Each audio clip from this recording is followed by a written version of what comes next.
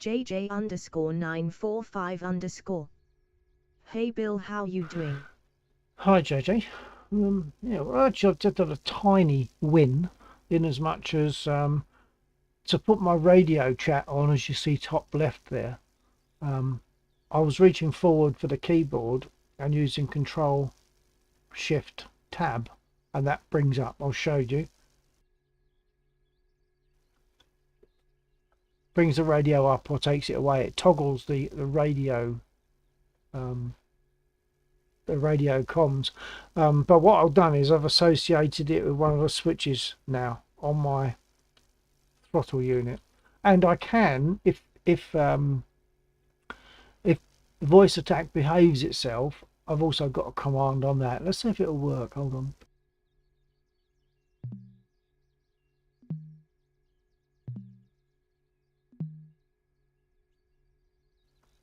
Yeah, it worked on a second attempt. Let's bring it back with voice attack.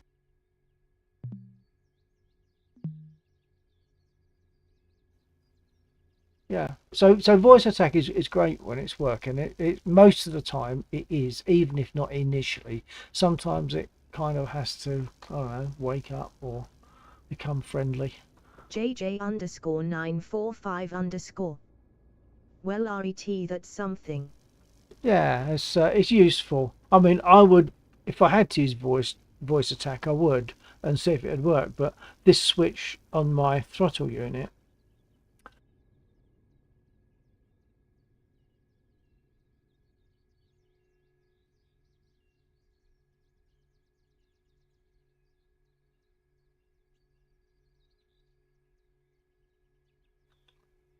and that caused it to stop.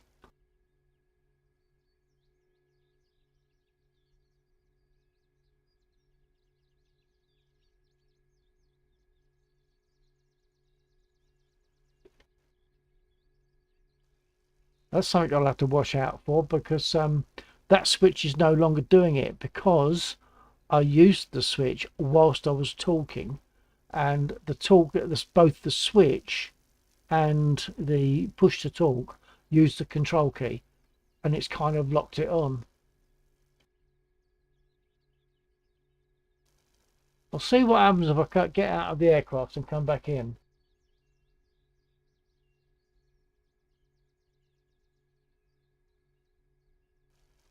Oh wait, it could be that I wasn't on the screen. Hold on. Yeah, I'm not on the screen, so let's try that again. I'll get back on the screen, hopefully with voice attack. Right, that's brought me back using voice attack. I put myself back onto this screen. So now see if my switch works. Yes, it does. Okay, so that's very useful. I don't have to reach forward for the keyboard anymore, which, as you'll be aware, is more awkward for me, because I think as well as telling you about my thumb, I think I probably told you about my wrists not bending. Have I told you about that?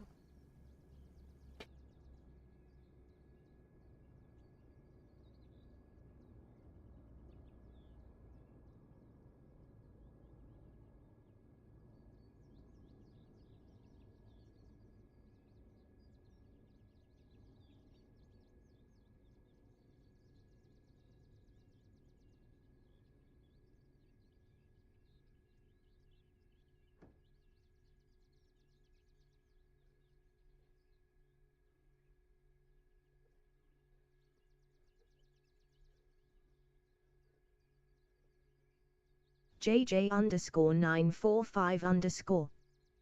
Give me a min and I will be back. Gotta do something real quick. Yeah, copy that. See you when you get back.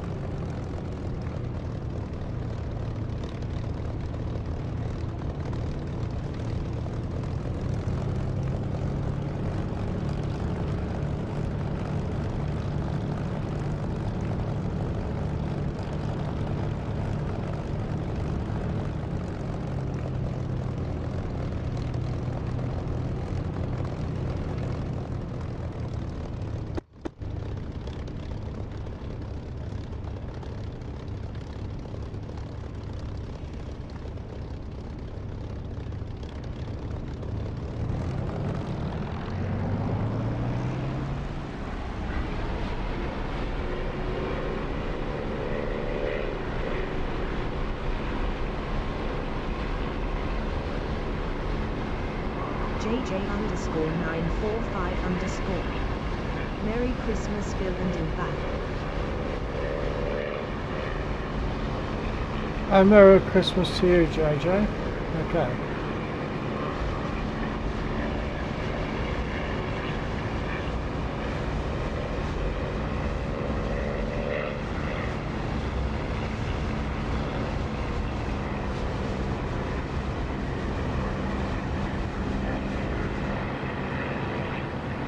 JJ_945_.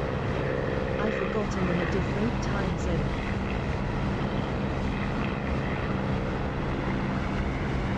Well, yeah, so for you it's, hang on. JJ_945_. I think you are an hour back. Yeah, probably. It's 2300 for me right now. So I guess for you it's currently Christmas Eve.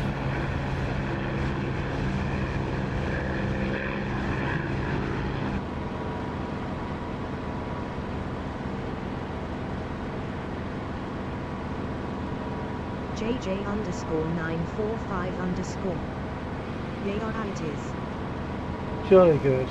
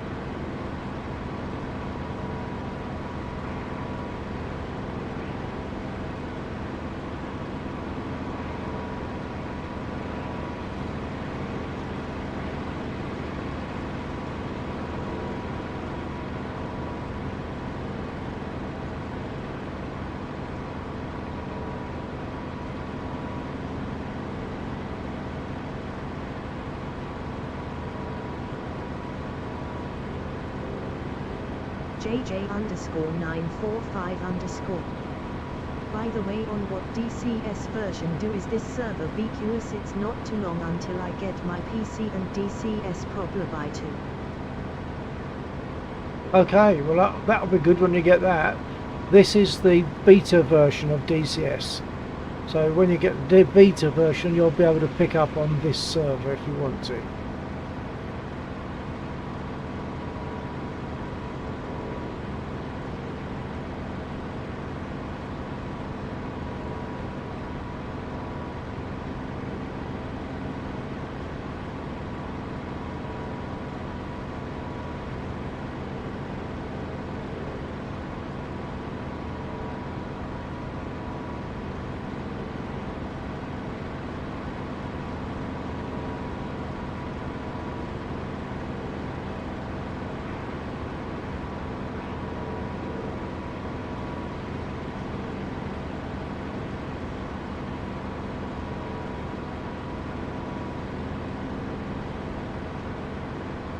JJ_945_. All, and I forgot if DCS costs anything more than my free time.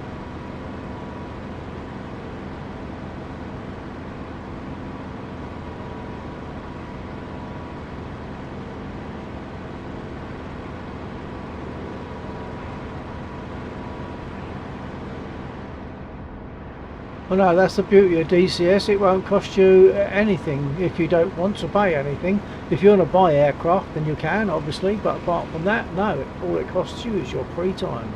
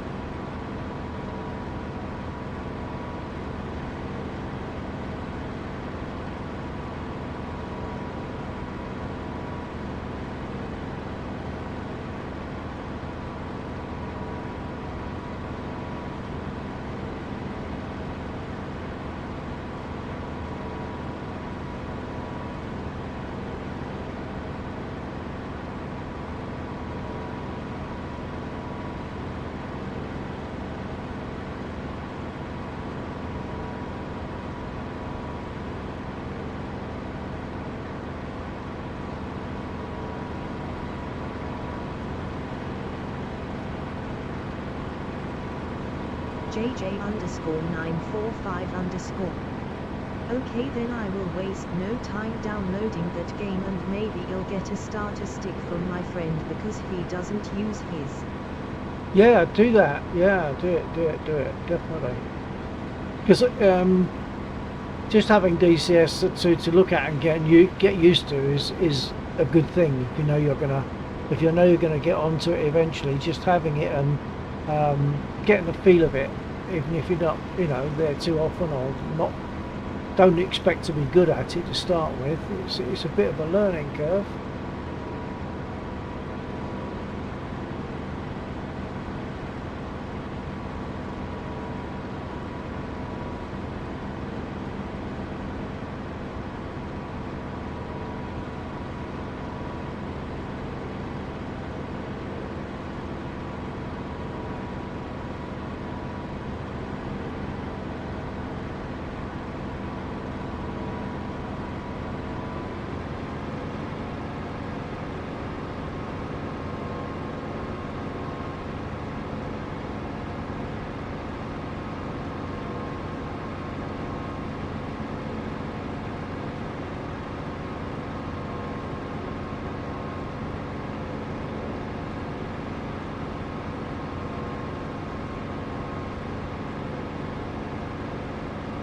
JJ_945_.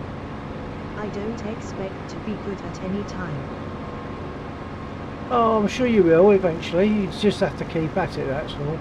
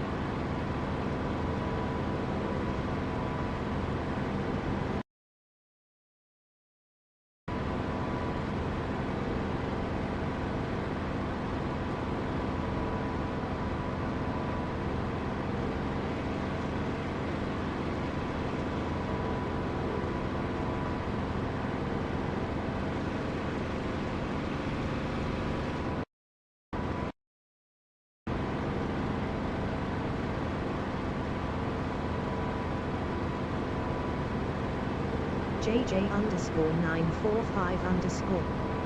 I just did some searching and you get the Su-25 free, so basically in Russian a 10. Yes, you do, but I believe it's not got a clickable cockpit. Now, if I remember right, you have to use all the shortcut keys on a keyboard, etc. I don't think it's got a clickable cockpit, and that's one of the things that put me off straight away. But the P51 or the TF51 is as a P51. It just hasn't got guns. It's got fully clickable cockpit, etc.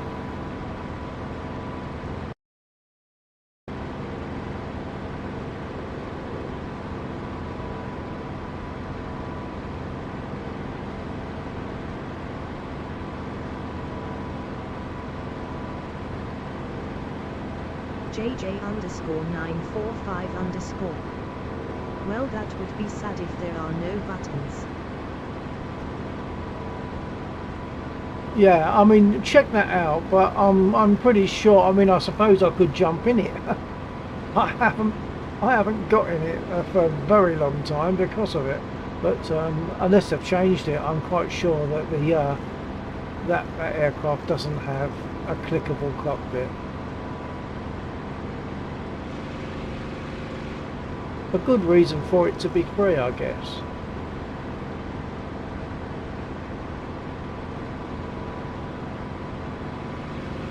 I just thought I'd get above the cloud for a change.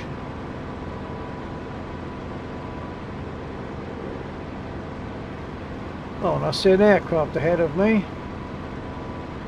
I think it must be theirs, but we'll see.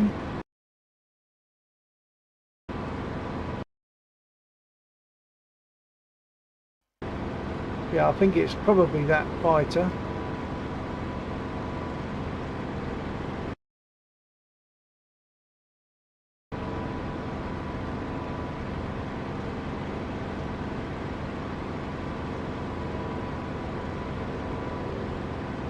Appears I'm up here. I'll have a go.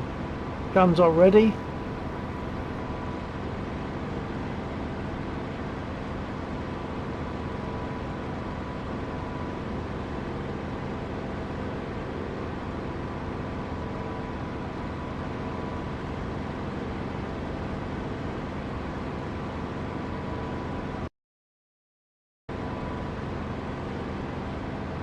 JJ_945_. By the way, with the PC issues and crashing with the Mosquito, did you try to make the dust go away?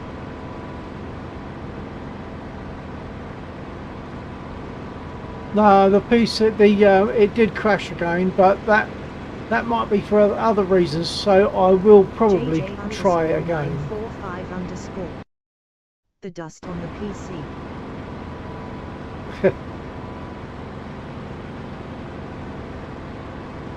Yeah, I'll probably have a go at it again tonight and hope it doesn't crash DCS, because when it does, it also takes OBS with it, so I lose the stream. I bet that guy's much lower. I'll have to click on him to see what his altitude is.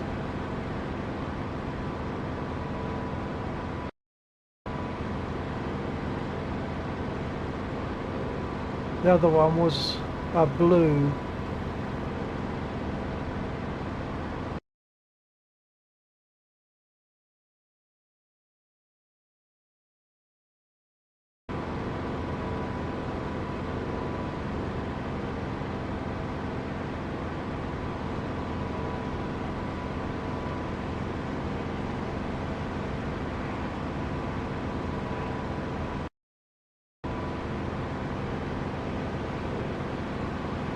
Oh, there he is. I don't have to look for his altitude. His altitude was covered up, I think, by my chat window. So when I tried to move the chat window, that's when I started diving and losing control.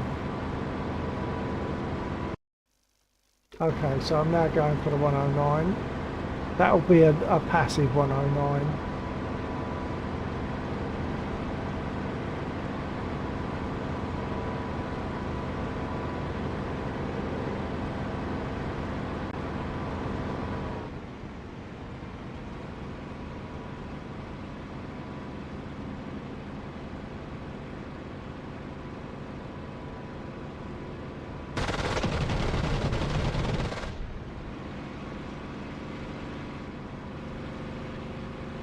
JJ_945_. By the way, do you know what your PC costed? My PC, well, I built it, so I'd have to work it out. I think it was about 1,200 quid, 1,200 pounds. So maybe nowadays 12,000, 1,250 euros maybe, I guess.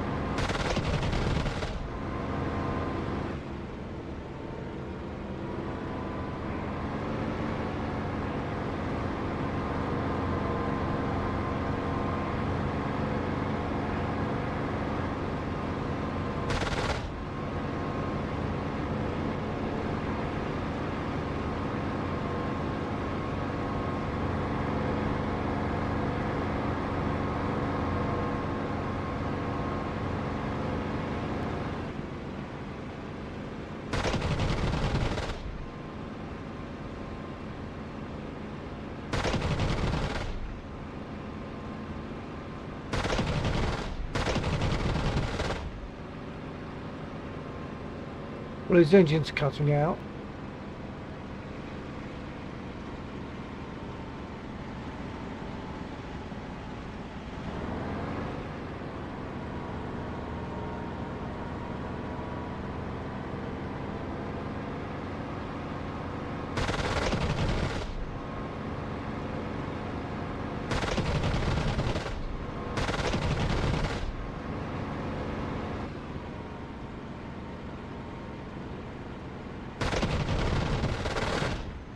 We've taken so many 20mm rounds. JJ_945_. Wait, what age restriction does DCS have? Because that's gonna play a role if I wanna pay that game. I don't know that it's got an age restriction. I could check that with Laxor a bit later. He might know off the top of his head, but I don't know.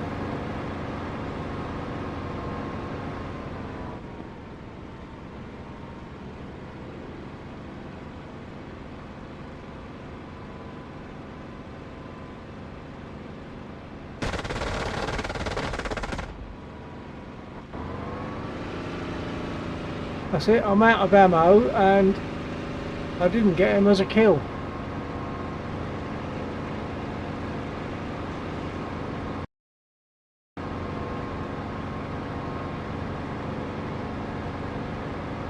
JJ_945_.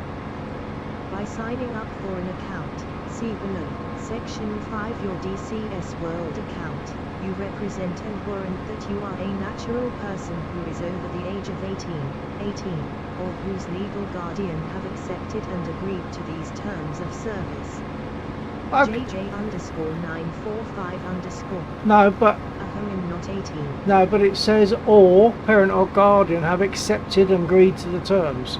So as long as dad and or mum agree to the terms, you should be cooking.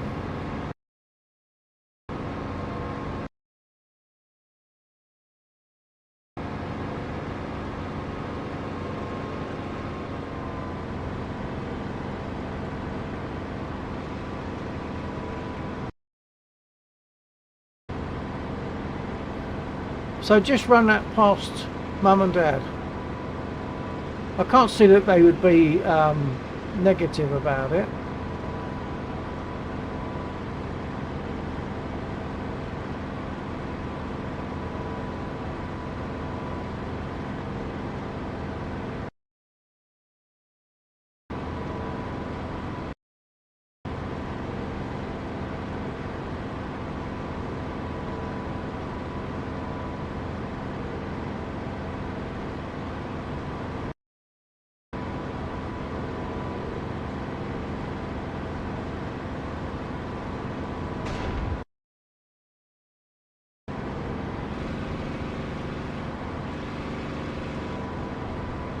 Well, it sounds like one of those ground units must have hit me.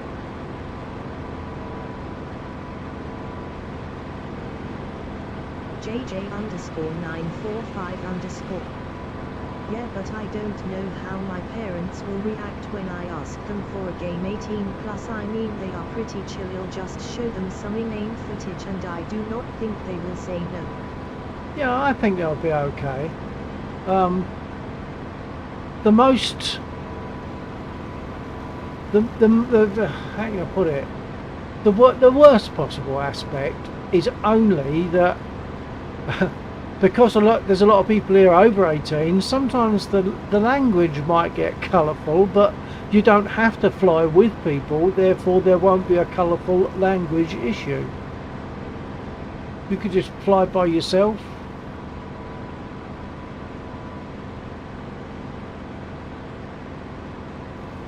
Or fly with people who you know are going to behave themselves a bit more, such as me.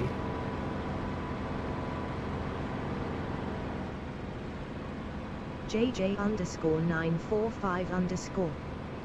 Well, the language ain't gonna be the problem. Well, that's alright then. I can't see why I don't know why it has to be 18. I really don't. Maybe it's because you have the option to buy things, but that's purely up to yourself. And you'd probably have to have a credit card to do that anyway. So I can't see that there would be an issue. Really, I really don't think there'd be a problem.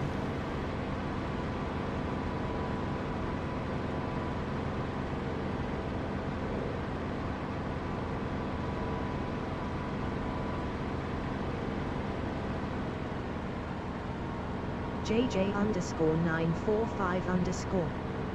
No, I don't think it's that.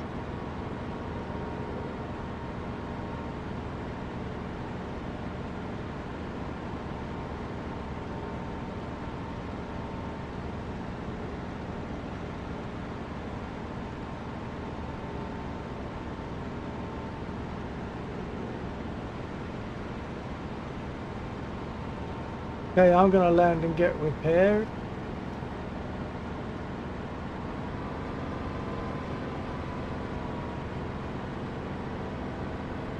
I think I've lost a bit of control because she's nosing up quite a bit more than I expect. A little bit sluggish, or maybe once again I, as the pilot, have taken a hit.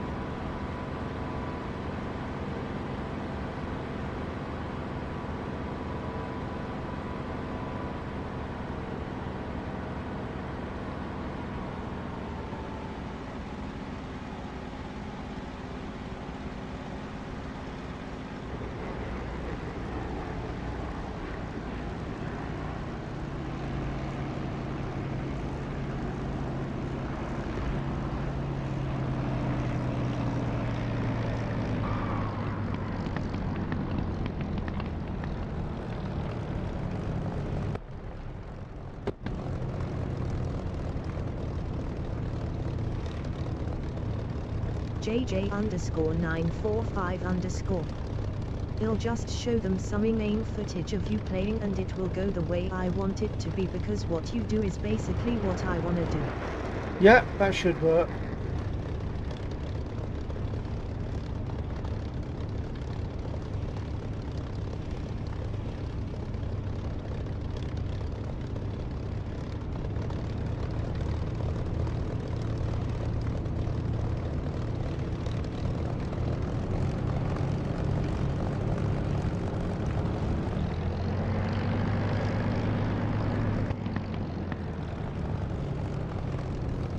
I wonder if I should jump in an SU-27, was it? Just to see if it's clickable. I won't stay in it, but I can see if it's clickable.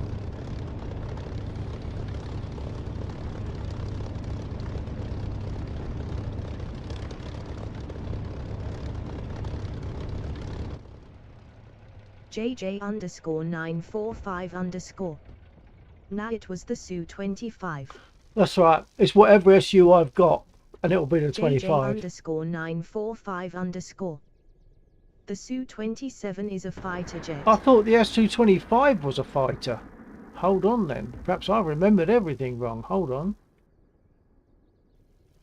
Of course, that's... Oh, there is one on here. Except... For some reason it says I haven't got one. So I've got the 27.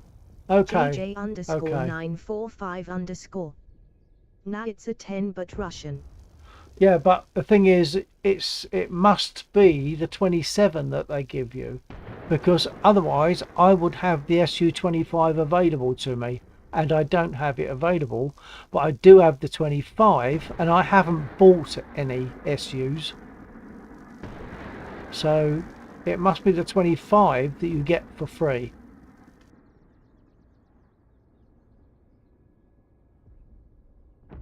JJ underscore 945 underscore. Wait a sec. Copy.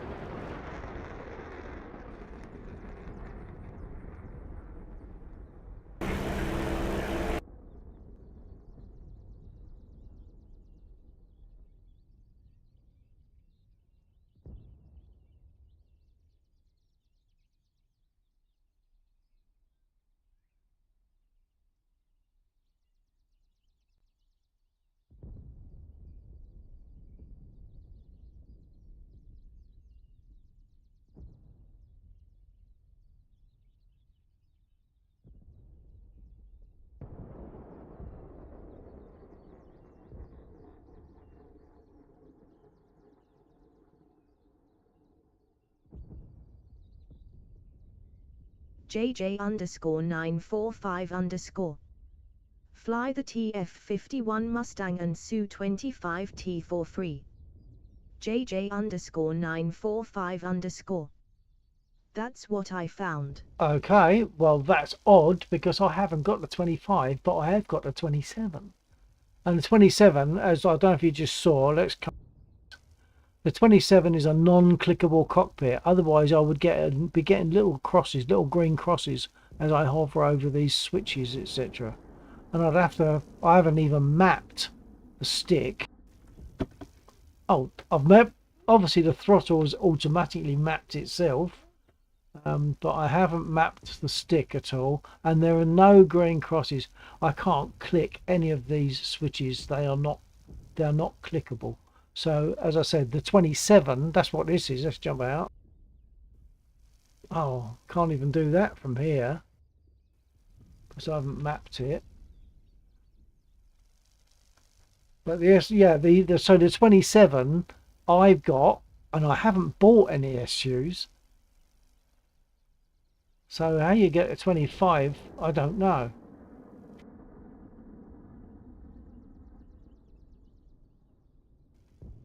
Let's go back.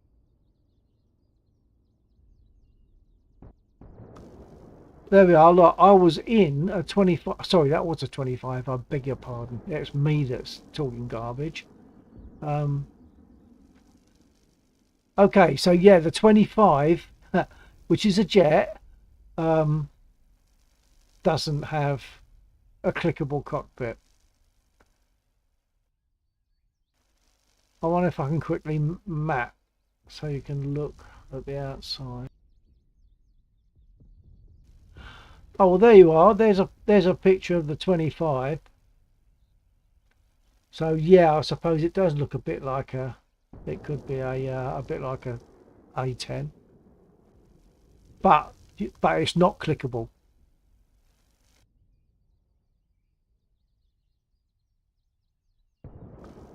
And once again, just to verify that, I'll just quickly map a couple of bits.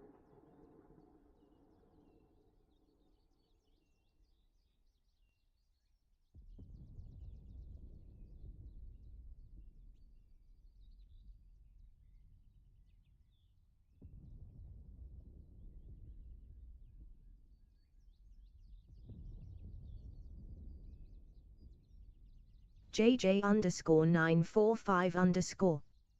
Yeah, they both are a ground attack plane. This is not even picking up, not picking up my stick. Okay, let's try that. See what happens.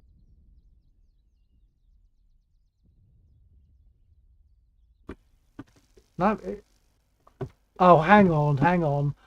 It probably doesn't work until the engine's running. That's why it's not moving. Yeah, it'll be because the engine's not running. So once the engine powers up, that would give the power to the stick. JJ_945_. LUL. Yeah, so that's why the stick isn't running anything at the moment.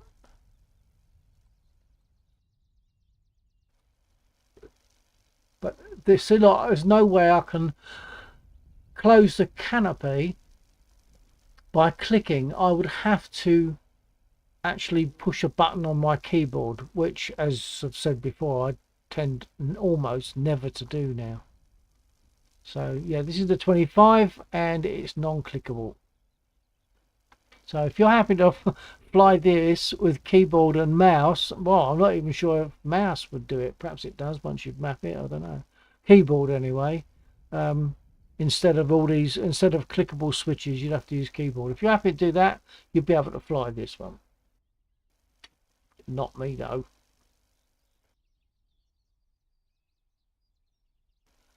Yeah, sorry, I was looking at that totally wrong. I haven't got the 27, only the 25. Imagine DCS on a controller. JJ_945_. Yeah. Well, I guess you can do it. People do it, I guess. But now who was it? Someone recently, not too long ago anyway, was using some kind of controller, and they moved onto a stick, and they had to get used to it. It might have been Undead. I can't be sure. But anyway, yeah, they moved onto a stick, and then of course they had to get used to the stick, having used the controller. But once they started, in a short time, they got into using the stick, and obviously they found it better. But the TF51 is clickable. I'll quickly get in that. I'll say there's no guns on this. It's just an aircraft.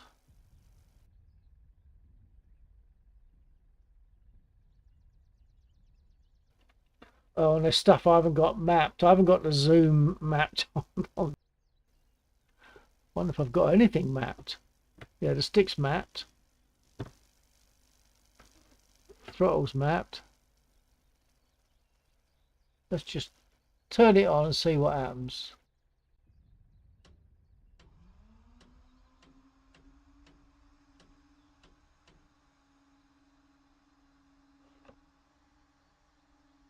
JJ_945_. I think him buy a German prop or a Russian jet. Yeah, well, they'll do, I suppose. The jets don't do anything for me, and I have to have a Spitfire, and really I have to have a P-51, because they're nice. These are nice.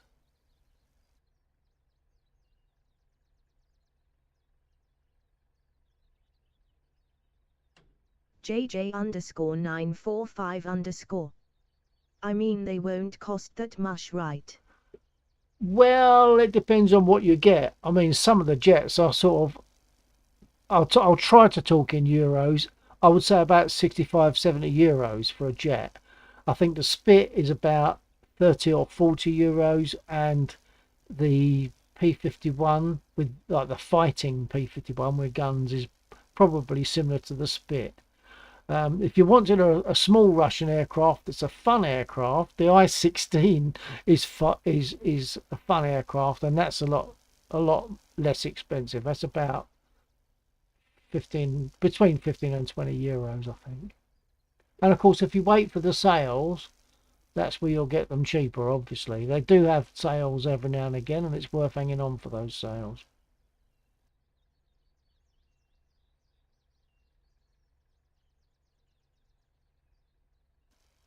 I can well imagine, though, that when you get into this, before you even buy anything, I can imagine you'll be flying the TF-51, this one.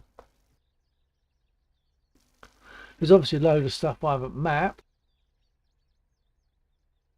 I've got the map, but I haven't got the JJ_945_. Damn, that's 2 months. I would need to wait for that. What, 2 months to save up for one of those aircraft?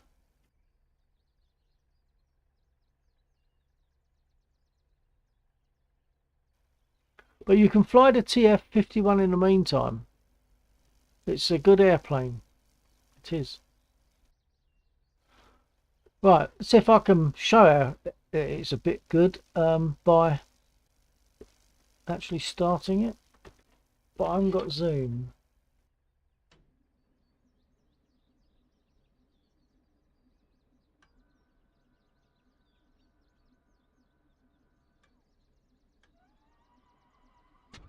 JJ_945_. I'll get 35 euros a month, and next year 40 a month, but still. Okay, but as I say, you can, if you fly the TF-51 for a month while you're saving, you'll get an idea of perhaps what you might want to do, and it'll slow you down. That's not a bad thing, just to keep things under control. Or let's put my flaps.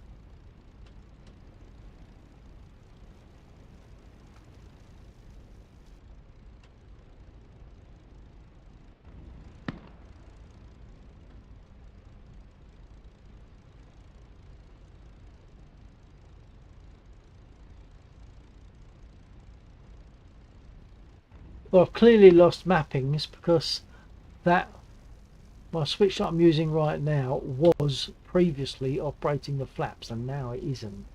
So somehow I've lost some mappings. I'll have to do it manually.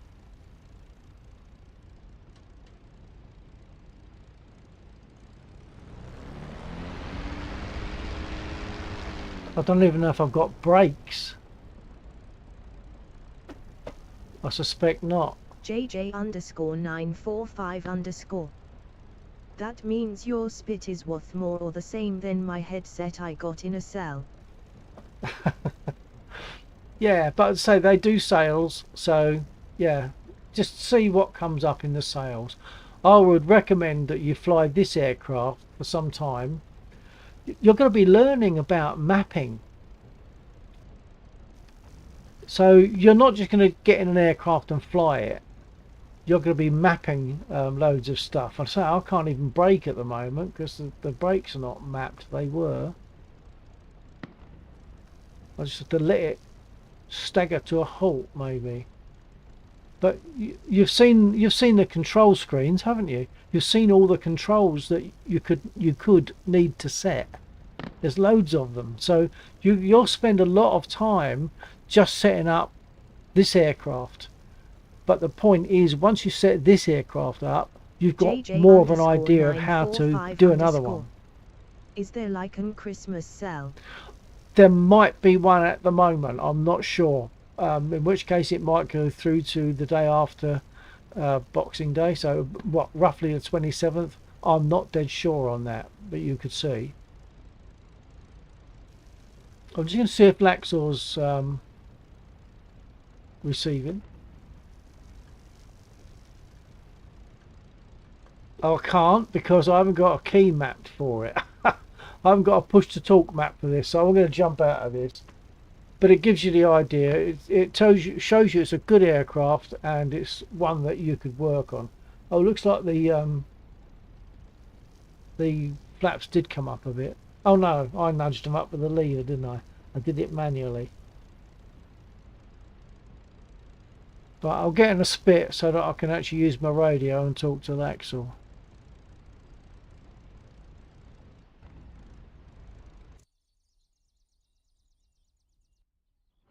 JJ_945_.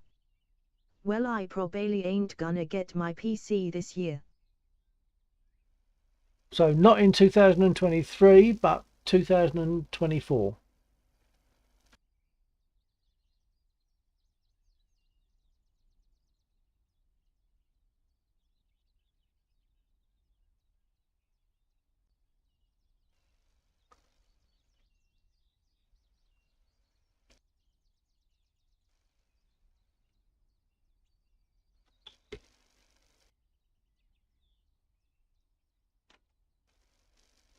Radio check.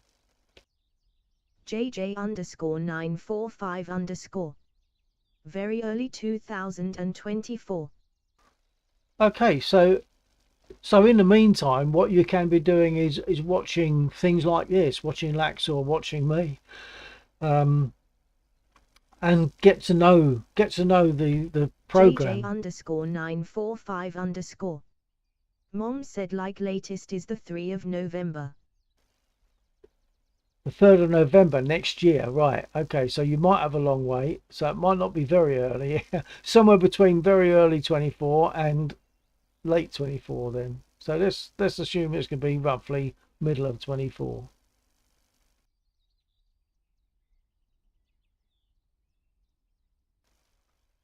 Laxor, radio check.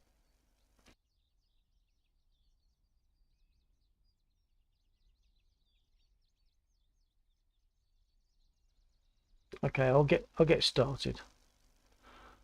So I might jump in a mosquito a bit later. JJ_945_. Not November, damn I stupid. JJ_945_. January. Hang on, so the latest you'll get it is JJ_945_. So the latest you'll get First it month is of the year. that is January the 3rd, is that right?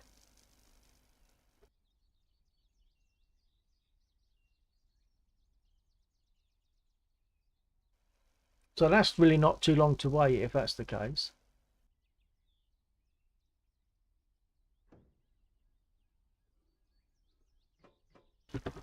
But for now, anyway, I'm going to stick with a spit, and I'll be glad when DCS do get rid of the bugs that are causing the issues, so that I can then comfortably jump in the Mozzie. Yeah. Yeah, that's good. That's not too long to wait. That's not too long.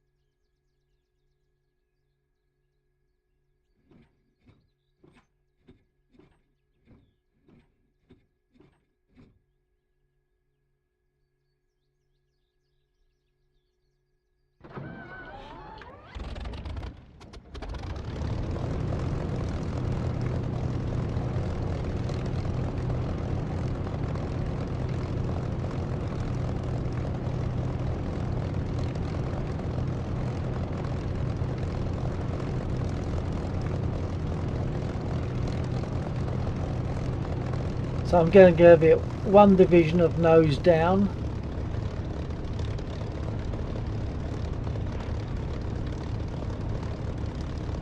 And then adjust my rudder trim.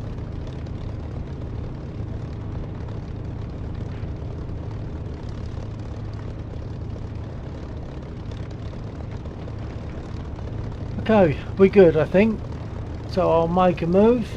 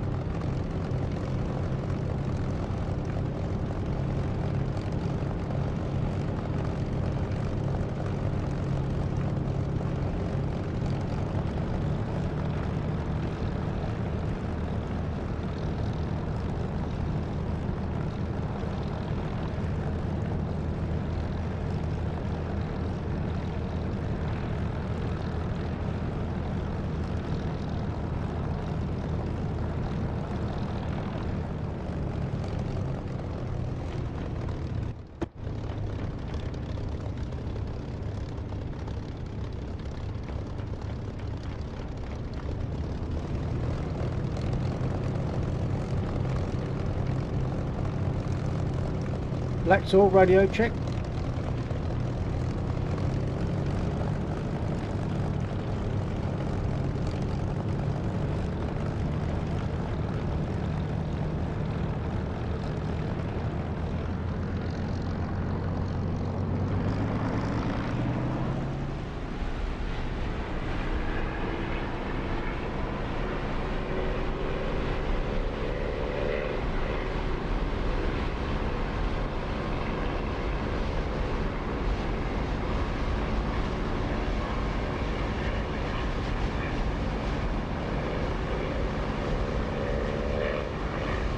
JJ_945_.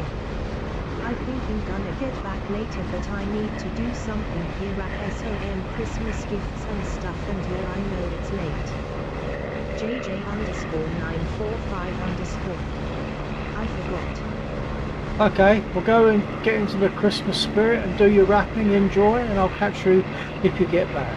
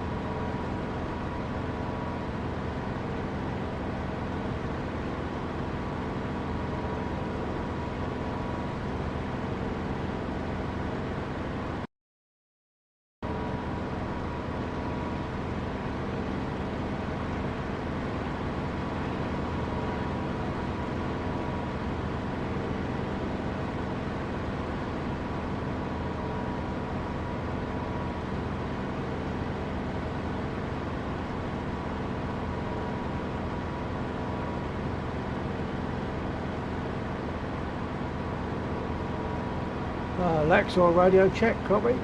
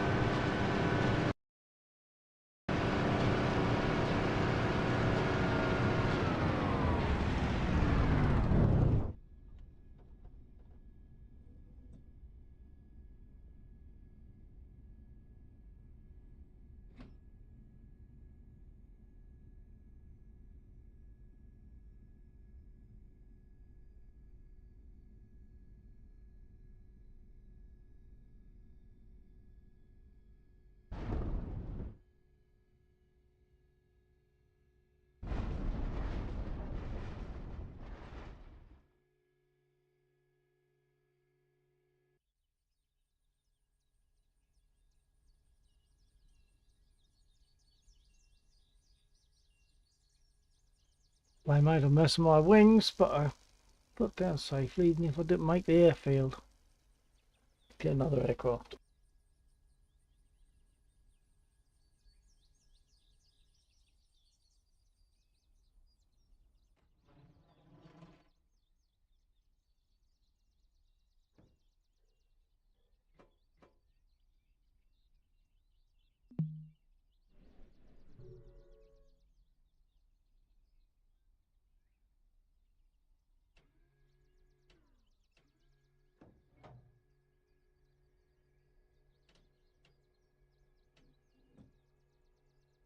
Oh Quiddle. I was about to say if that was a Spitfire or a Typhoon. Yeah, it's a Mark 9 Spit. Let's jump out and show you. Was it liquid? Liquid. Okay, you'll have to be liquid. Okay, stand by. There she is. What a beauty she is. She's my favourite aircraft of all time. Absolutely beautiful. Mark 9 C Spit. Would you like me to talk through what I'm doing as I start her up, Liquid?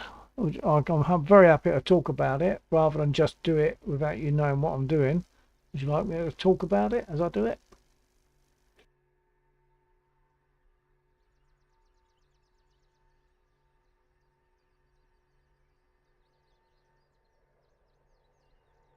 Oh Quiddle.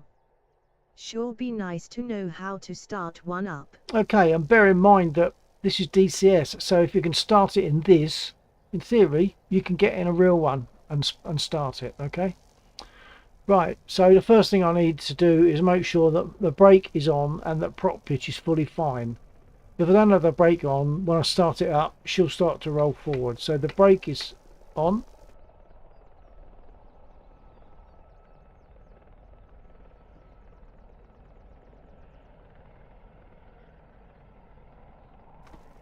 I like to turn on my panel lights, which I've already done. You can see that they're reflecting on there. Panel lights, then turn on the fuel pump, which I've done, and turn on the fuel cock. I'll turn it off and on again so you can see it. Fuel cock is on, and the magnetos, which are at the back there, are on. I'll switch them off and on again.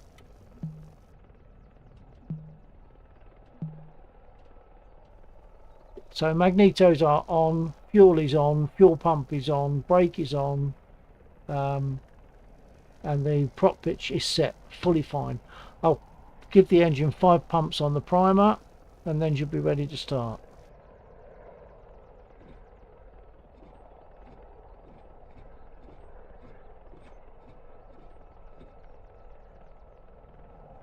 Now to start her up, I'm going to crack the throttle. You'll see me move that a bit. Just crack the throttle a little bit, and then press these 2 buttons here that I'm indicating at the same time, and I use the keyboard to do that. I use the delete and end keys on the keyboard, one of the very rare occasions that I have to touch my keyboard. So I'll use those to get the engine going. Once the engine gets turning over and starts to catch, I'll flick the lever, fuel mixture lever, forward. So let's do that.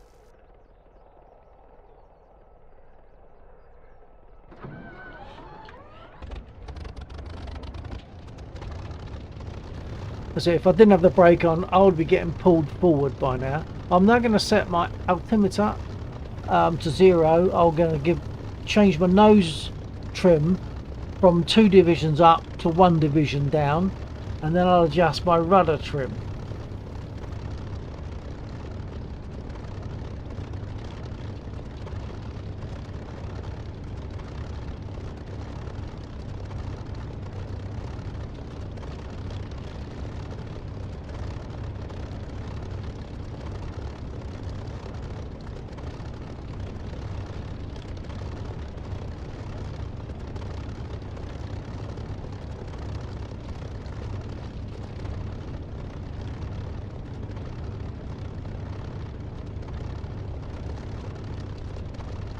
Okay, so my trims are set. What I'll do now, trims are set and altimeter is 0. I'm going to put the pilot in place because it makes kind of more sense. I've just got a message from Laxor saying he's trying to message me on the radio, which is on the top left of the screen. Stand by, I just want to see if I can talk to him. Oh, I haven't got my radio on. Radio check, Laxor. 124, check. Yeah, copy. Yeah, I've already been in the spit, and of course when I've spawned in, I forgot that I hadn't turned my radio on. So my radio's on now, so receiving fine. Very good. Okay, so engine's running. I'm cleared with Laxor. I'm going to put some lights on. My wingtip lights. And I'll make the other lights the Morse. I'm going to make Morse code available to me. So when I hit that button there, that's going to send Morse code lights. I'll jump out and show you.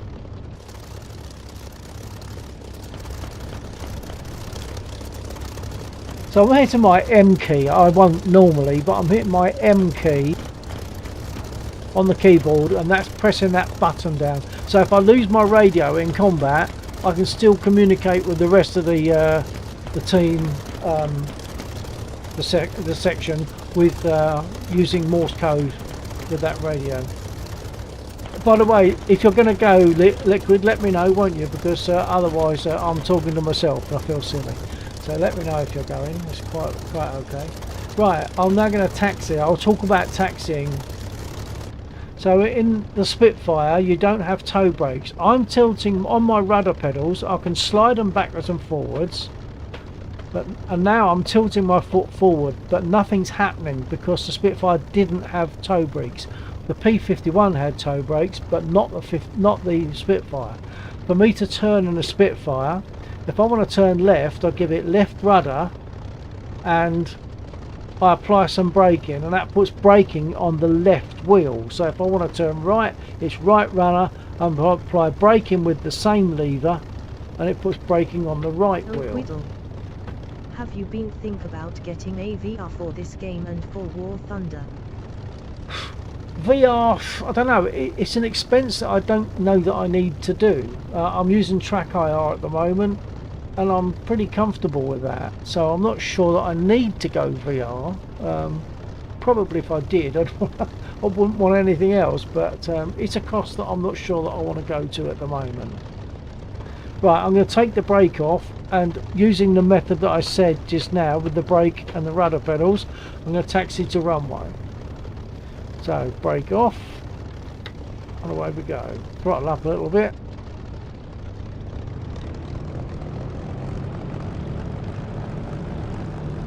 And this is an engine sound that I've downloaded. It's actually better than the DCS sound in various ways.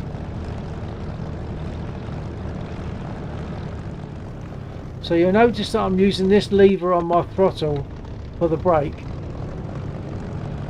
So it's a cross between, it's a mixture between brake, throttle and rudder pedals when you're taxiing. I love the sound of this engine with this new sound. I love the sound with the canopy open. It's still good with the canopy closed, but you get a lovely analog spluttery prop wash sound from this sound that I'm using. Fair enough, my 1050T would reach 150% before exploding and breaking my PC. Well, let me know. Let me tell you, I was using a 1050 before. I'm currently using the 3060, but I was using a 1050, so you can do it.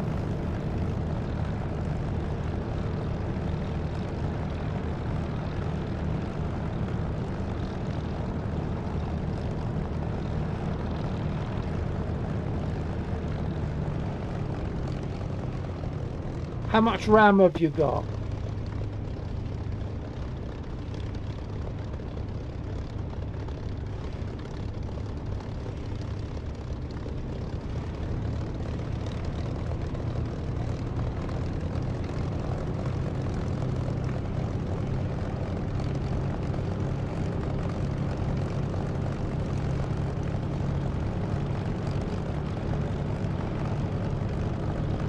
I'll talk about takeoff in a second as well. I'm not sure if you got that message about how much RAM. I ran a 1050 with 8 gig of RAM and I got by okay. 16 GB of RAM but only 4 GB of RAM. I think you'll be okay. I believe you'll be okay with that on this. Right, I'm going to just talk about takeoff. Now for takeoff in a spit, as Mary Ellis said, I don't know if she initiated the statement, but I quote Mary Ellis saying the bitch is the spit is a lady in the air, but she's a bitch on the ground, because she is, you know, you got that very small wheelbase, so she wants to rock about all over the place. If I just flip the engine, so I mean she's rocking already just by throttling up. So you have to be careful on the ground, and when you land in a spit, you haven't landed because your wheels touch. You haven't landed until you've stopped moving. When your wheels touch, that's when you start getting fun. That's when you have to start working at it. So, okay.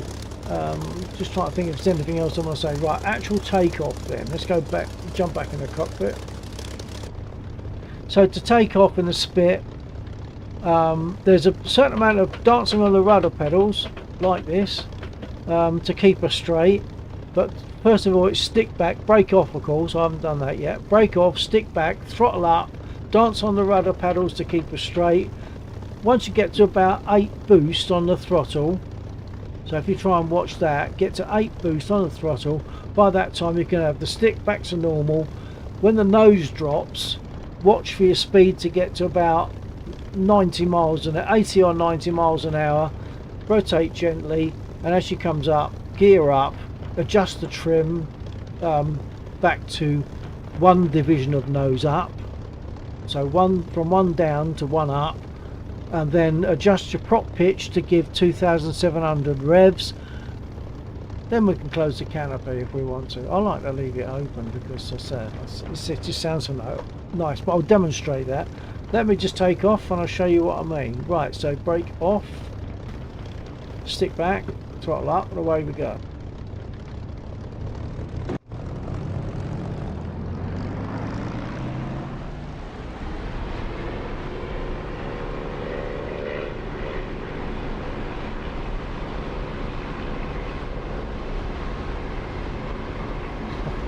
Rotate, gear up,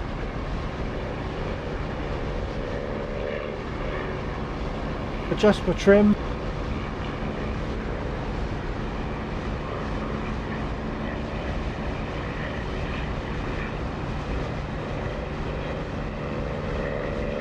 okay, set my prop pitch and close my canopy. We'll leave the canopy open on takeoff and on landing, just in case there's an issue and they need to get me out of the cockpit in an emergency. I don't want to have to smash through the canopy. JJ_945_ in back. Hello JJ. Okay, we have Liquid with us at the moment. We've been having a little bit of chat about the spit and generally, and I've been talking about takeoff, etc. Oh, Whittle. In the game, do they have an 190 FW, a 1 or an type of a 190 FWBC? It's one of my fave games. Well, they've certainly got the 190, yeah, 190, 109. I've got the 109. I haven't got the 190. At least I don't think I have. Did I buy that? I can't remember. I don't fly the 190 very often, but I would if you wanted me to.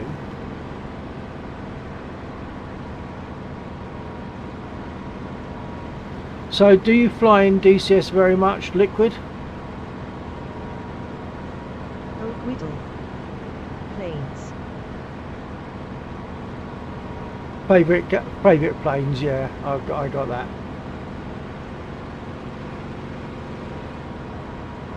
Kirisha. What aircraft? Kirisha, hello Kirisha. This is a Spit Mark 9. Hold on, let me jump out and show you. I don't normally jump out when I'm flying because we can't in theory, can we? But I'll just to show you.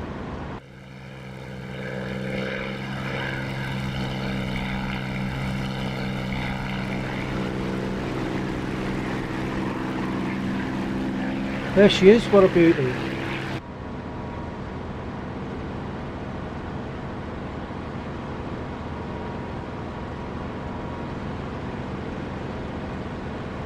Yeah, so Liquid, do you fly do you fly in DCS much? By the way, I just looked for some flight sticks and the classy Logitech Extreme 3D Pro for like $30 and lower.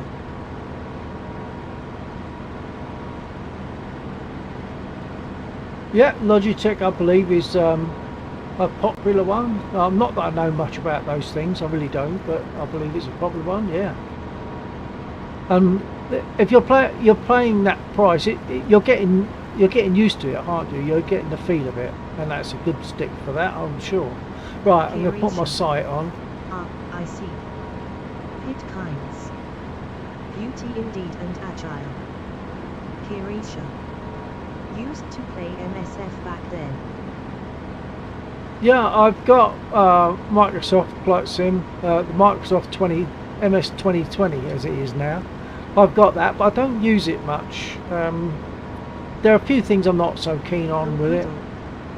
Don't have a clue what the game's full name and it would work well. BC I would have to play on mouse and keyboard and that can be really annoying to me. Yeah, keyboard and mouse. I'll tell you what, if I had to play with keyboard and mouse, I wouldn't be doing it. Wouldn't. Yeah, I wouldn't be doing it if I had to use keyboard and mouse. It has to be a stick. And for me now, it has to be stick, throttle, rudder pedals, track IR. It has to be all those things.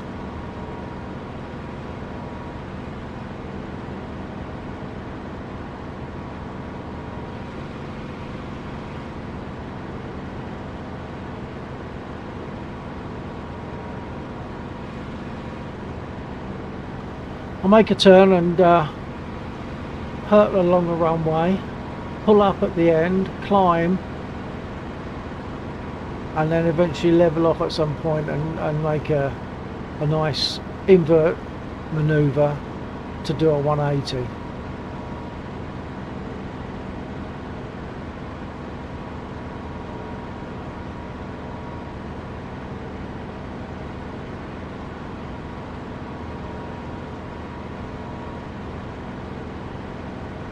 That could be Laxor at the end of the runway there, that little dot.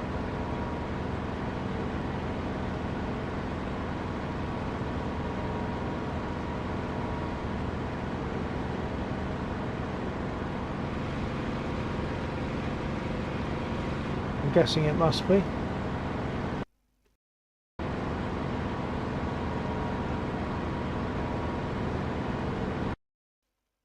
Oh, if you're getting me, I have a freeze. I think this is the DCS crash.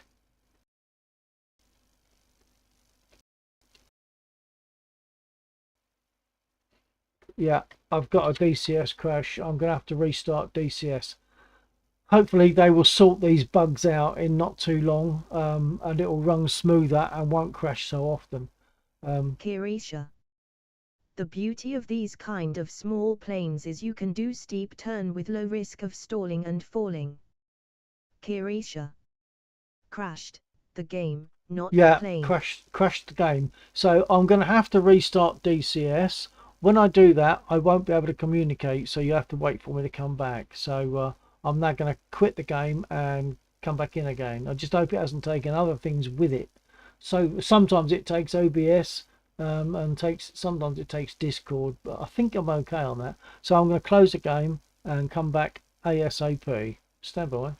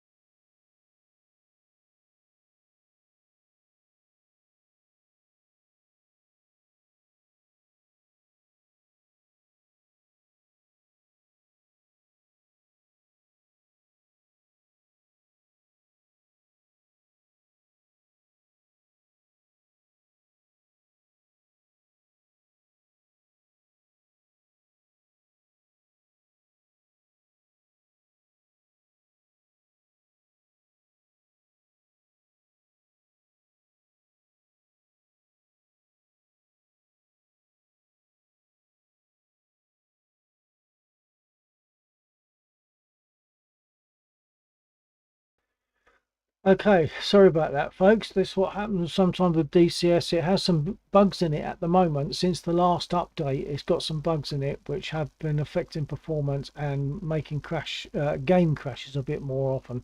But I'm going to go back to multiplayer and jump in the spit again and take off.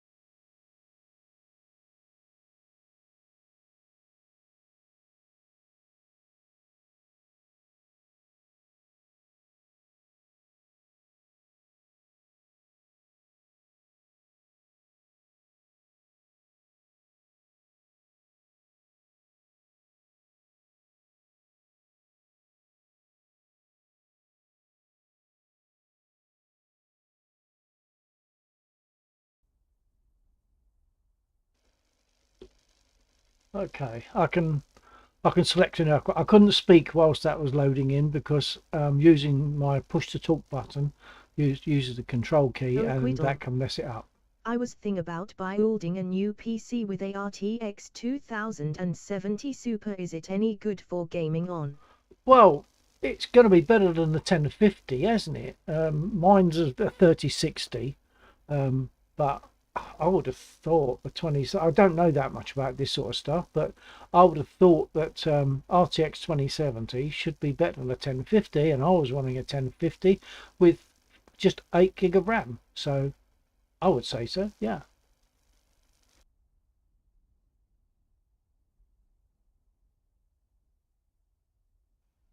What you could do is, I don't want to push you off my stream, but what you could do is check out Laxor's stream, and he might be able to give a more authoritative answer on that because he knows more about that than I do. Laxor is on Twitch, and he's on Twitch. He's Laxor Boris Silicase, so it's LAXXOR, but he doesn't stream to YouTube that I know of, only to Twitch.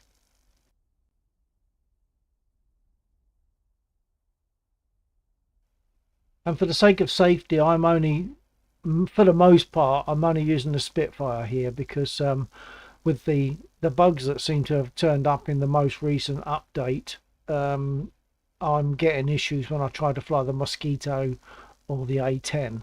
So it's just safer for me to fly the Spit, and I love the Spit anyway, so I'm not losing.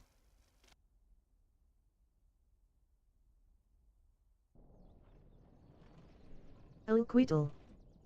Wait, what's his user? Yeah, so it's on Twitch.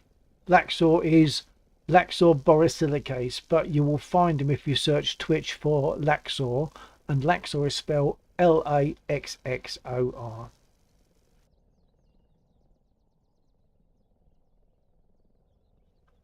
If you like, would you like me to put a link on there instead of you doing that?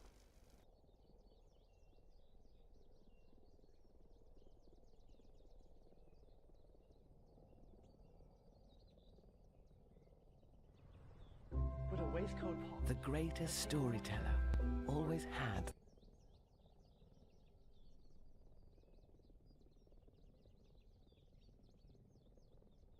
Elquidal. Sure.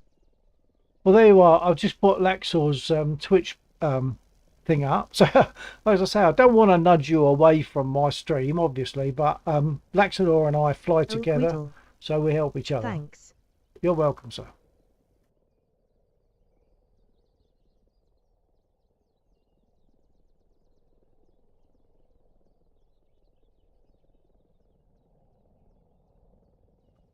So you'd be able to chat, I guess, on Laxor's Twitch channel and ask him for a more authoritative answer than I could give you.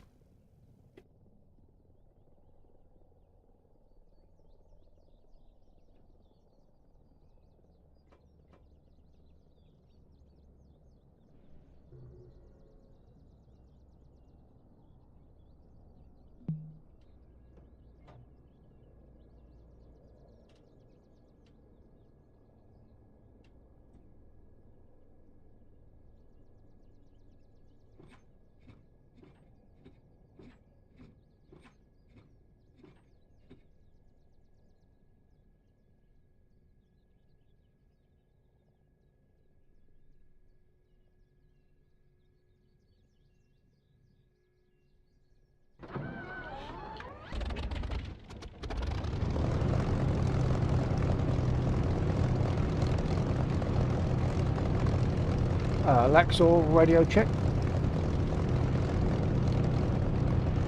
124, check. Check, thank you. I just had to restart DCS. I got a freeze. Not doing much, just turning at the end of the runway to make another pass over the runway, really.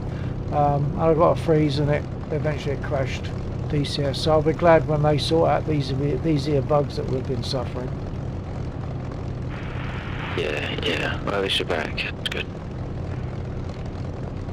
Oh, I've mentioned a viewer here on mine, Liquidal, so it's LQIDL, Liquidal, who's asking about cards, graphics cards and things, and he's talking about 2070, which I think must be better than the 1050 that I used. So he's asking whether that would be good, and I've suggested that he perhaps joins you on your stream as well at some point, so he might want to ask you some questions on that, if that's okay. Yeah, been talking to him already, so I appreciate sending them over. Oh great, okay.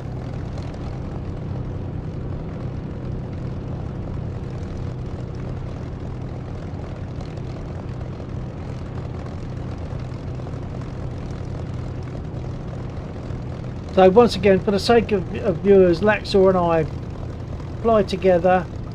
We each like to help people out that come on to DCS in whichever way. It could be to do with flying or to do with the technicalities. Laxor more the technicalities, obviously.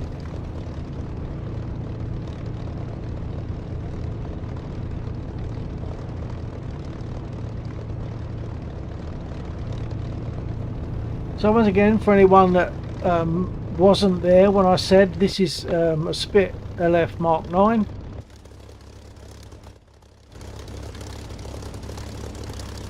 Absolutely beautiful, best aircraft ever, as far as I'm concerned.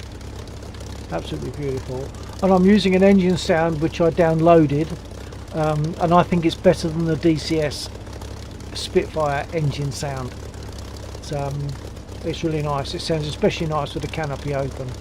It still sounds okay with the canopy closed, but it sounds especially nice with the canopy open.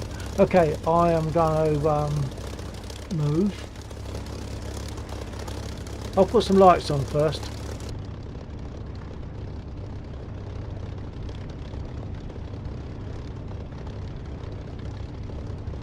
Wingtip lights, red and green. Tail light. And if I jump back in again, for anyone that didn't see it before, this is a Morse code button that I'm clicking on. So if I set these switches in the right way,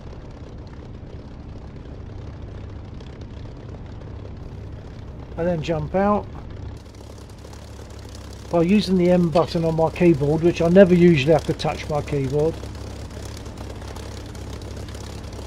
If my radio gets hit whilst in combat or whatever, I can use the light on the top of the fuselage and on the belly to communicate with the rest of the section by Morse code. Most people don't know that. I didn't know that. Okay, I'm now going to taxi.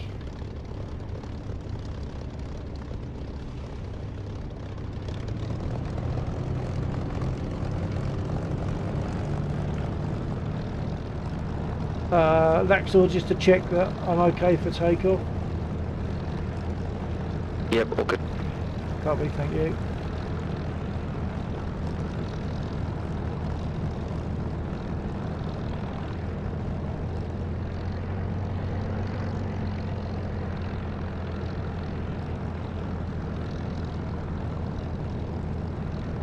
When I take off, I will close the canopy as usual, but at some point I'll open it again so you can hear the difference in the sound with the canopy open and closed. With it open, you get this lovely, the sound of like the prop wash. It all sounds more analog, less digital than the DCS engine sound of the Spit.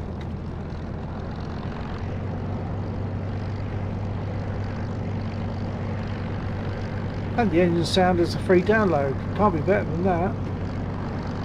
I also use voice attack to pull up menu and various other possibilities, but I use it to pull up the communications menu and to select what I want.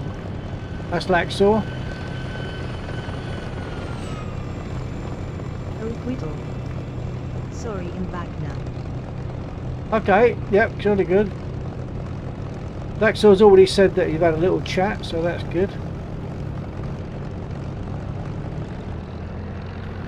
We're also using the in-game aircraft chat, as you'll see on the top left-hand corner of the screen, and that gives a much more authentic sound. You won't hear me on that radio, you'll just hear me on my PC mic. But when Laxor speaks, you'll hear his voice more like a correct sort of a radio sound. It's more accurate, and likewise Laxor's viewers will be hearing me when I speak to Laxor.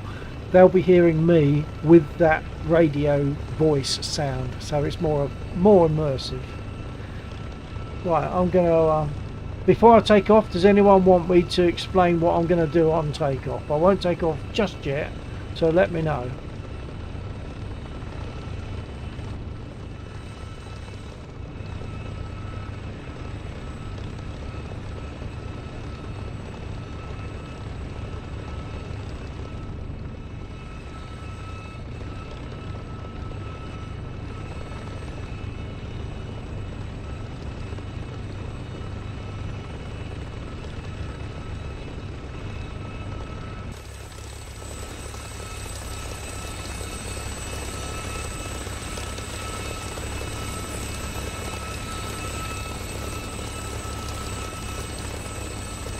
Okay, I didn't get any response to the need for explaining takeoff, so I'll just go for it.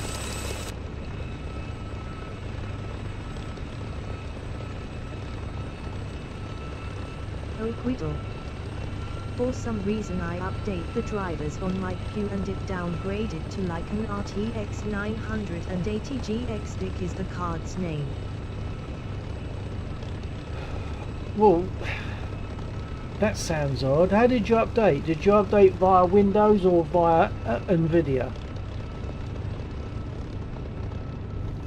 So you need to go perhaps to the NVIDIA site and download the most recent for your card, or use the GeForce Experience, and that'll do the same, and it'll also tell you when you need a new one.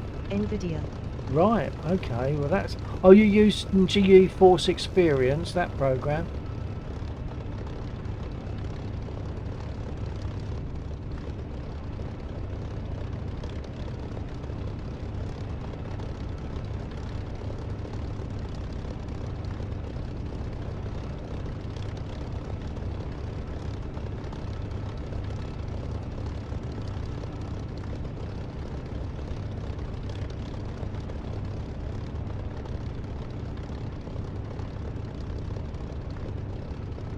Oakwiddle. Well, the latest one, yes. Well, that seems really odd. And you've definitely got, what is it, a 1050? Or you're going to get a 1050?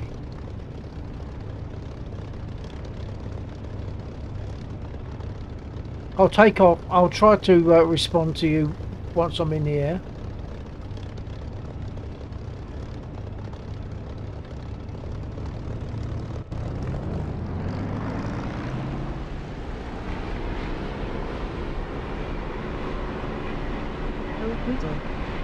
I have an 1050. Yeah, you have a 1050. It should update that correctly.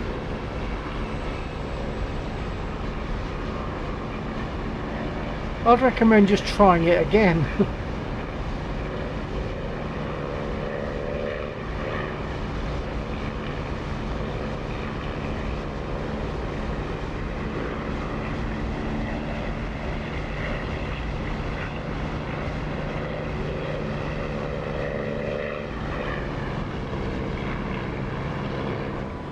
Right, so there's the canopy closed. I'm going to open it again in a second, just so you hear the difference. I love it with the canopy open. There's a set of, there's a line of static trucks down there, soft targets, which I like to use to test how things are running.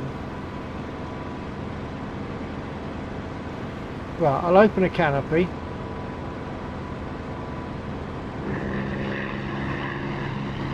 Now just listen to that. I think that's a lovely sound.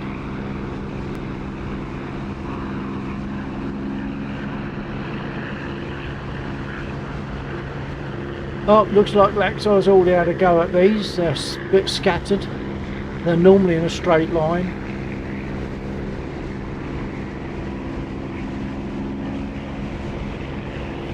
So I'm not sure which ones are live and which ones have been hit.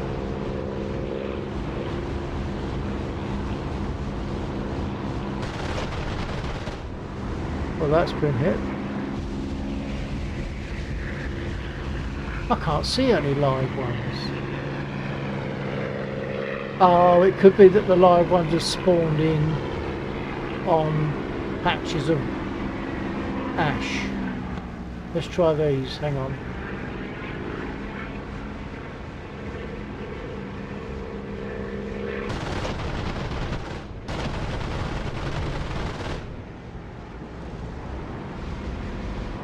Yeah, it gets difficult to see which ones are still live once they've been hit for that first time. Oh, now I can see 2, 3, 4.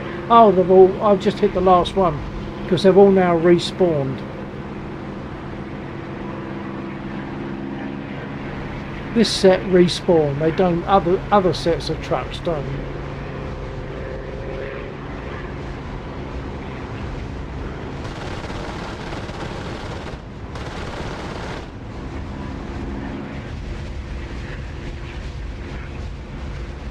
Weedle. Nvidia might have like update the drivers to a different card and now it's pretty bad. PC I was able to play Fortnite on almost epic graphic, but when I updated it just went downhill. PC narrative lag drop. Weedle. And it was running like on 40 FPS while before it was like 80 FPS. Whoa.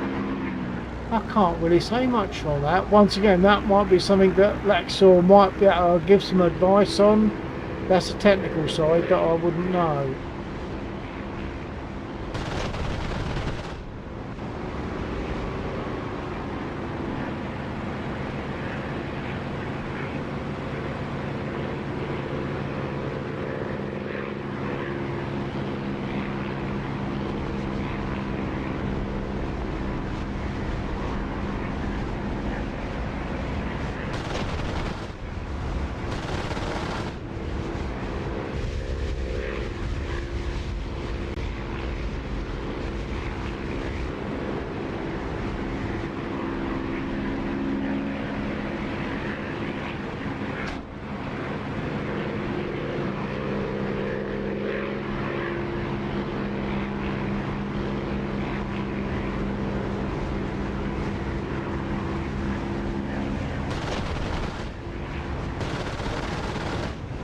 Keep shooting at dead trucks. Depends on which angle we come from. From this angle, the light tells me the ones that are more easily the ones that are still alive. War Thunder is runs at 80, but before it ran on 100, but that can be different maps, so I don't really know.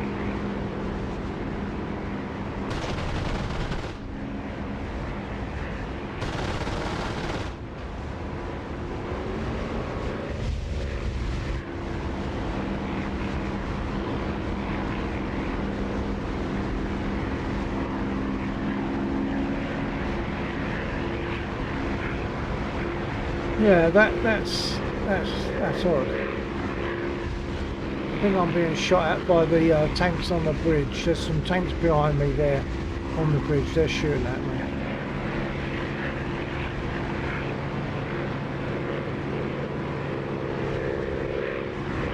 It seems odd that why is it downgrading your card? I don't understand. That's something I'm totally unaware of.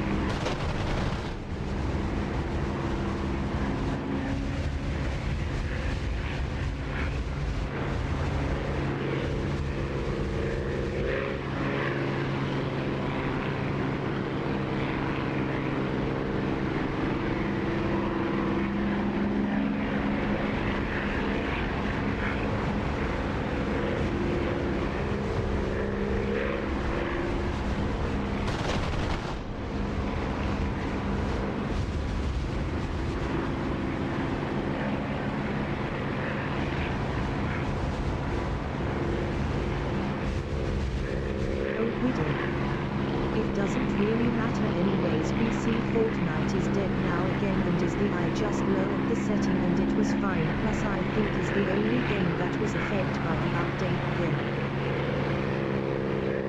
Oh, okay. Well, that's alright then. I downloaded Fortnite once. I don't know why, but I never played it. It took an awful lot of space, didn't it? I mean, it's a lot of stuff to download.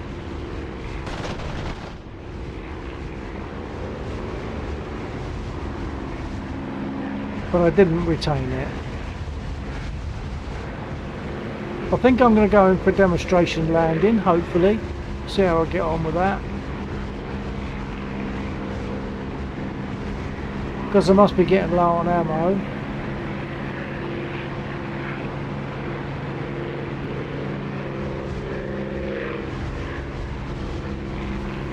Okay, I am RTB.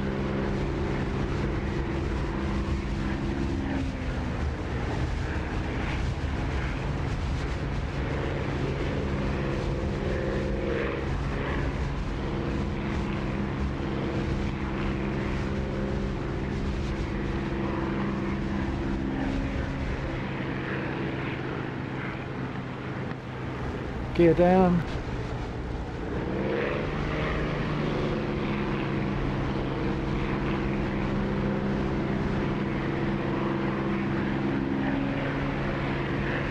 Cockpit's fully fine. Canopy is already open, otherwise I would open it.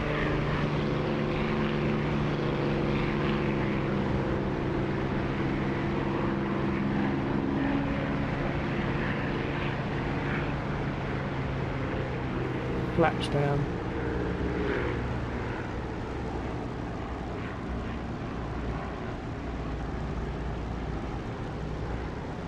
Listen for the increased volume when I get near to the runway, as reflected sound comes back up at me and makes the engine sound louder.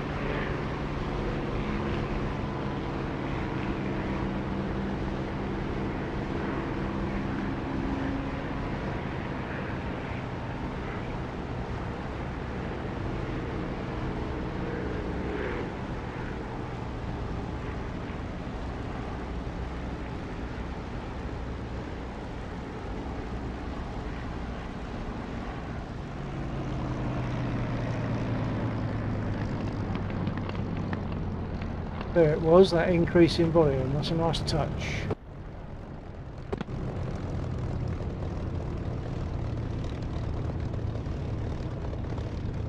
Oh Quiddle.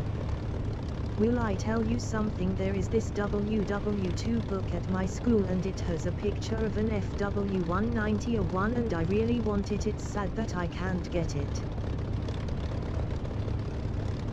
Well, say in DCS there is a 190. Might not be the version you want, but there is a 190.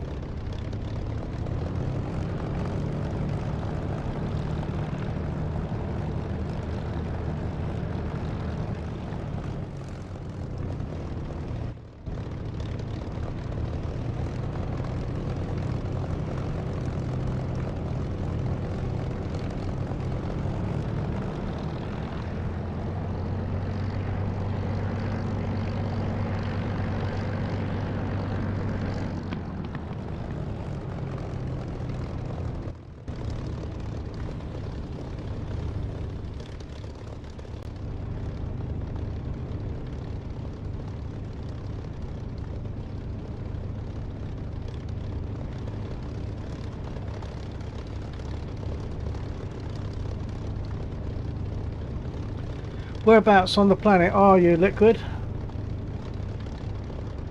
Oh Quiddle. I like an FW190 long enough. It's not one of those long nose ones. It reminds me of the let me do it for you meme. I wouldn't know that meme.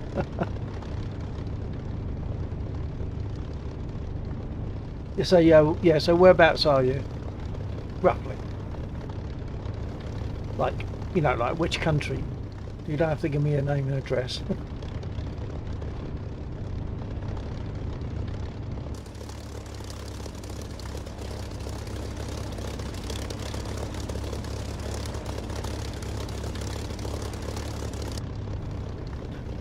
Now I'm going to see if voice attack will behave itself and let me demonstrate it. If you don't know about it, it's a free program. It's well worth trying it. Ireland. Oh, top of the morning to you.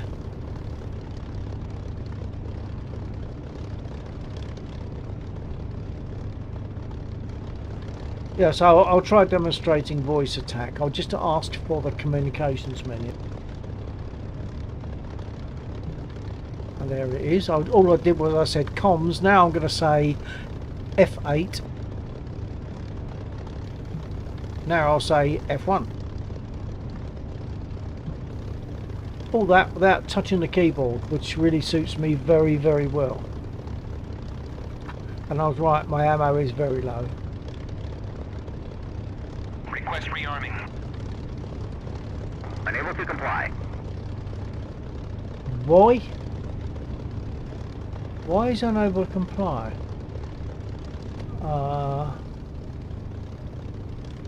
It's not because the engine's running, because they would normally reload me when the engine's running. Unless I got a leak, I don't remember being hit.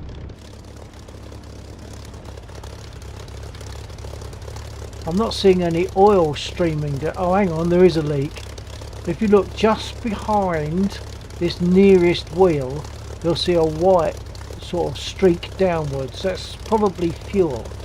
So until I stop the engine, they won't want to be doing anything with armament until the engine stops and the leak is sorted out. I might have to get repaired before they will reload me, but I'll just stop the engine and see.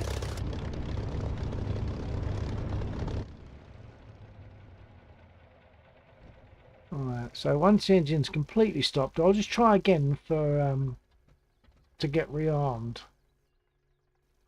Or with voice attack once again.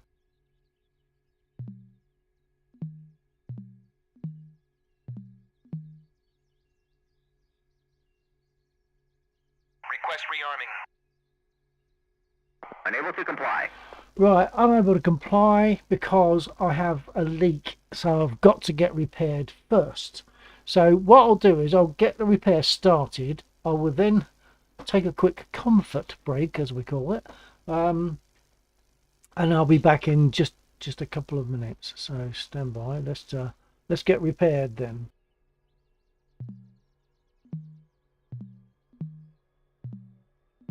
Request repair. Copy. Right, so that gives a few minutes for me to just nip upstairs, and I'll be back very soon. So I won't be able to hear anything until I get back here again.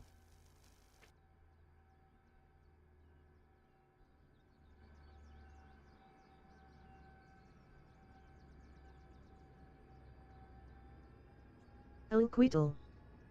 Plus it's nearly 1 AM in the morning, so I have to go.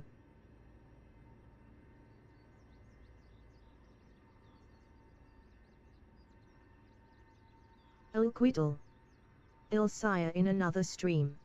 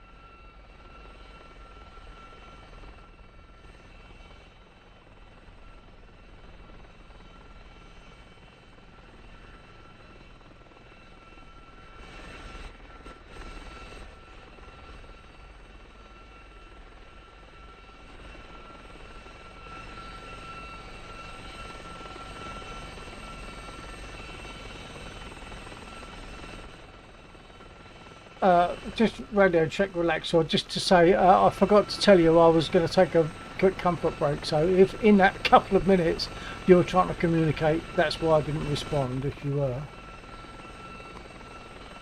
No, that's all good. I was chatting graphics cards and DCS modules. Oh, jolly good, good. El Quiddle. Apologies for the By dust. the way, when is Not want to cover your DCS face. stream? Stand by, Liquid. Sorry, repeat please, Laxor. I was saying apologies for the dust. You might want to cover your face. Put my mask on. Yeah. Nice. That's really nice. That's a lovely shot. Really good. Nice control too. Right, yeah, it is a bit dusty around here, isn't it? That's alright. That's no problem. I've been repaired. I can now get rearmed. Right.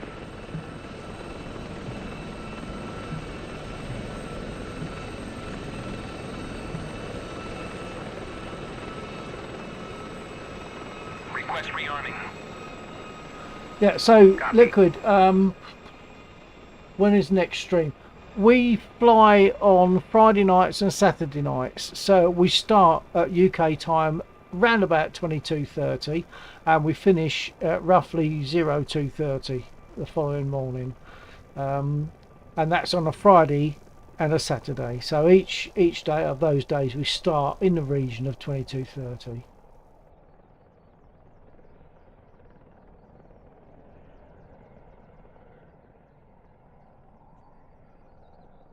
Rearming complete.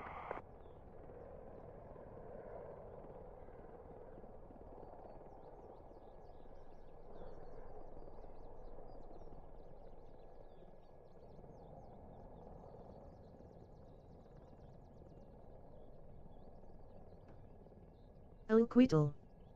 A lovely breeze to survive the hot temps in the shops.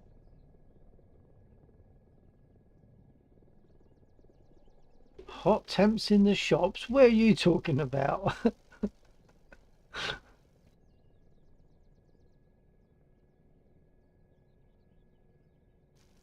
Anyway, hot doesn't bother me. It's not too hot unless the paint is blistering on the walls.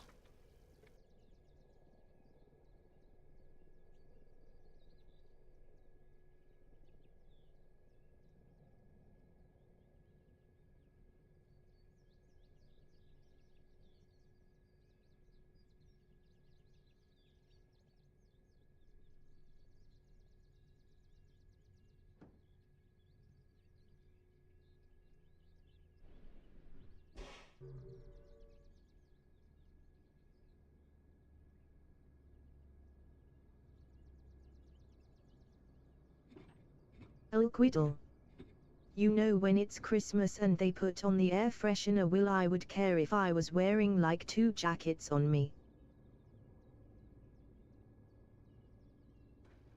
Oh right, well, in all honesty, I almost never get to shops. No, I do stuff online. I don't really go into shops very often at all. Very rare.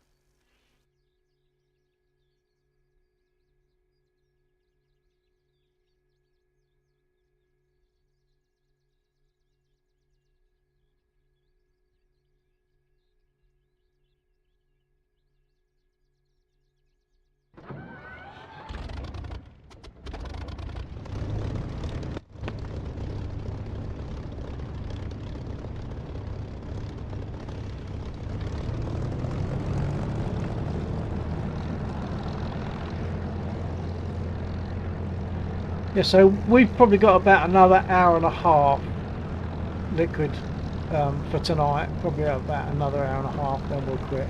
We're behaving ourselves because we used to go to city times like 3:30, 4 o'clock in the morning. So we've pulled it in, we've reined ourselves in a bit, and we've been a bit more sensible about it. Right, quick check. Got to adjust my nose down. El Quiddle. Plus it's 1 AM in the morning, so I have to go Ilsaya in your next stream. Yeah, okay, yeah, just hit the old the reminder button there, or the bell, or whatever they call it, and then you'll know when I'm streaming.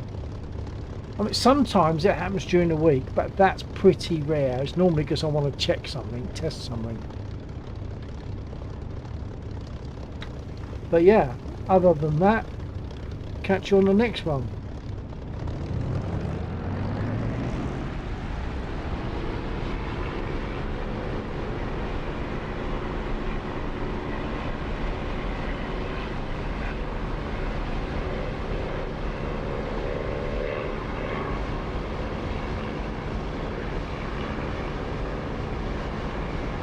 We do. Goodbye. Roger that, TTFN.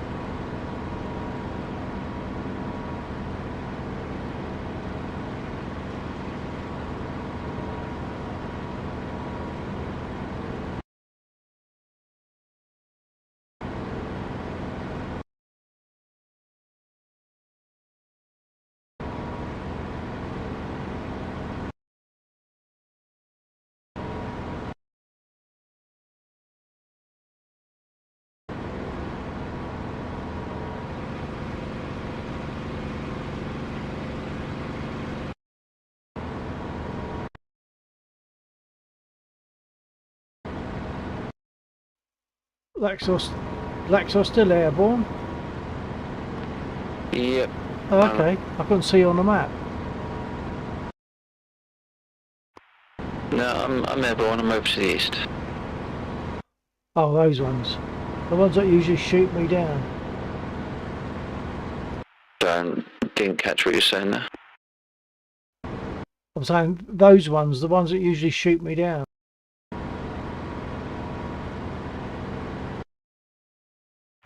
Yeah, I'm not sure which those ones you're talking about. The ones to the east of the airfield, a clump of BTRs either side of a road. Oh no, I'm further east than that. Oh, was that the bridge then? No, I'm further east than that as well. All right. There's a little mortar team in a field which I'm just dealing with. Ah, okay.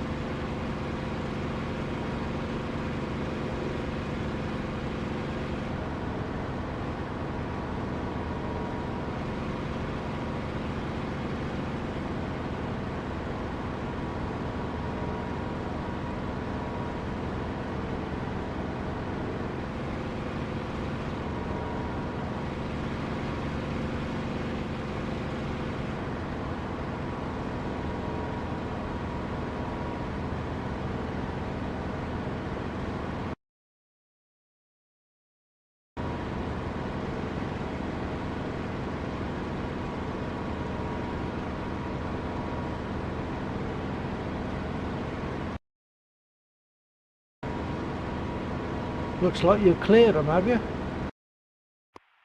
Yeah, there's only like 3 AKs and a mortar and a car. Okay. There's another mortar unit over to the north from around here. I'm trying to avoid using the map. I think I see you. Well, you should be straight ahead of me, but I'm not currently seeing you. Perpendicular to you, I think. I'm flying north at the moment. Whoa, something's coming up at me. Evasive. Yeah, we want to move further north from there. That's probably the units on the bridge. Yeah, could be. I'm still not seeing you. What's your altitude? Low. Keep going east. You're above me. Oh, I found you. tiny dot against the grass. And now I've got the green sight plate in the way, I can't see at all. Okay, to your roll 9 o'clock. 7. I'm about level with you. I saw you, then I lost you because of the darkened plate of the sight, and didn't find you again. Off your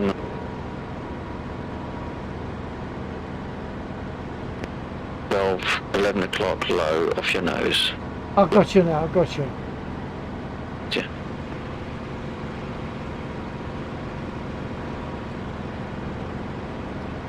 Did you get a visual? Yeah, I did, but then when I made turn, oh, now I've got you again, I've got you again. Right.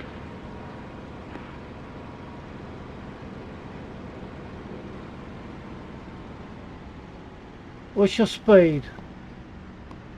Low. If I knew where my airspeed indicator was, I'd be able to tell you. Oh, right. Actually, I've got it on a dash.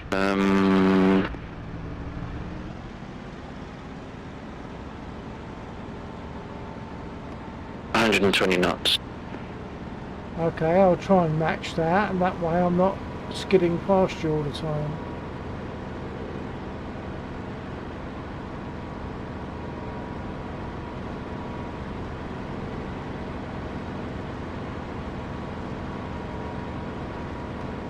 There's another mortar unit out somewhere. I can't remember where it is. So I think they were behind you.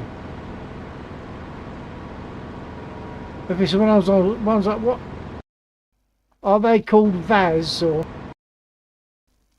VAS 2 109s? I've just overshot you, so now I've got to try and find you again.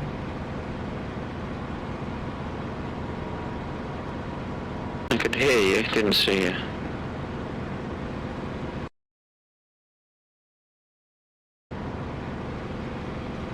Okay, you're behind me somewhere.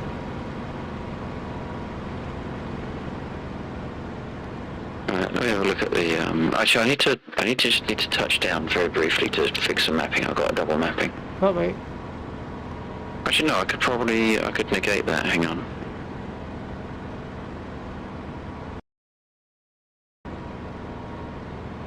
Okay. Okay, I found you, I think. For the moment, I just want to switch to.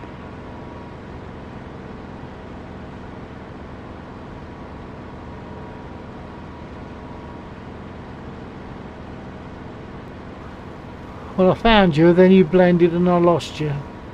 You blended with the background. Have I not got formation lights on us? Well, I'm not seeing any, but to see any, I've got to see you. I've got to look in the right direction. Oh, I found you now. I don't think. No, I'm not seeing lights. Yeah,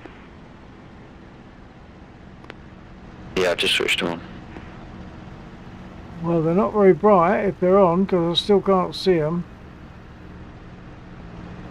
I'm at your low 5.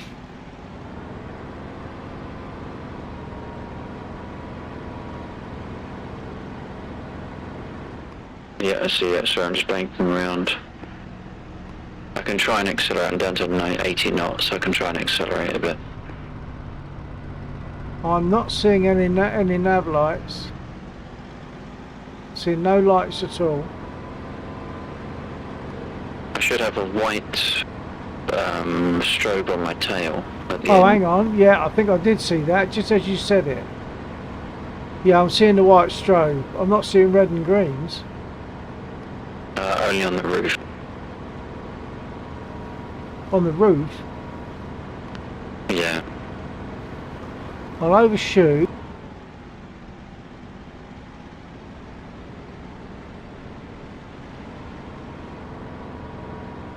Still didn't see them. And I was close enough.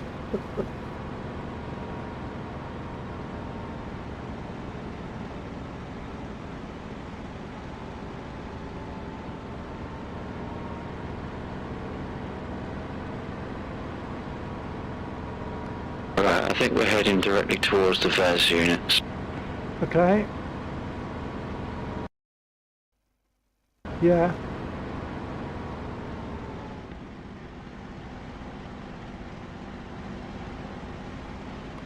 I can't see them on the ground, but they're going to be in this direction.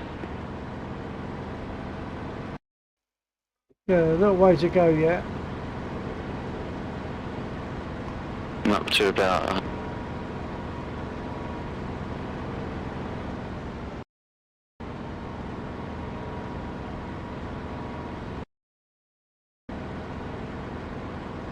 Are they beyond the trees, do you think, or before the trees? I'd say after. Okay, I've probably got to zoom on a bit because I'm struggling to keep the speed low. Yeah. Well, if they shoot at me, at least you'll see where they are.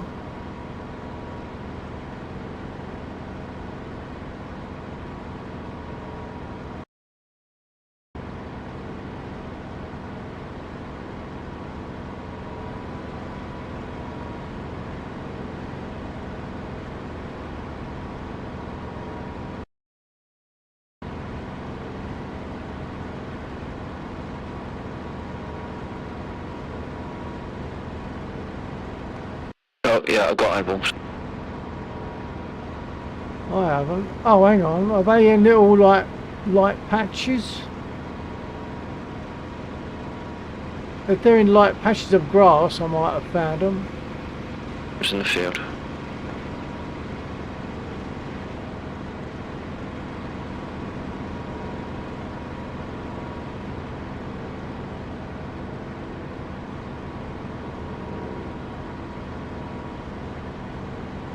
I can't see targets. I'll just fire. It's not flames, it's going to black smoke. Oh, you got them, okay, yeah.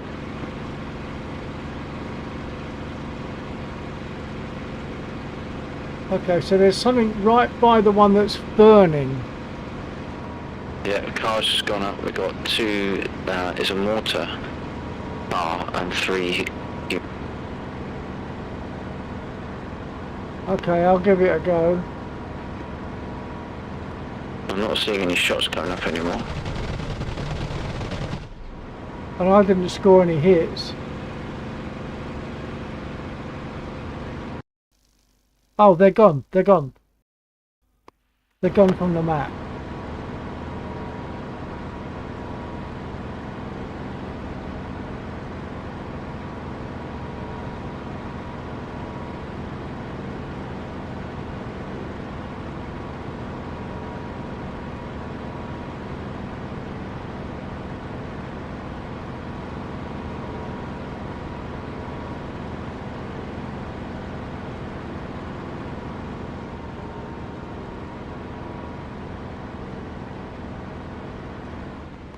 I got some.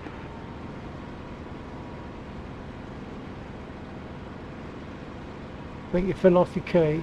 304.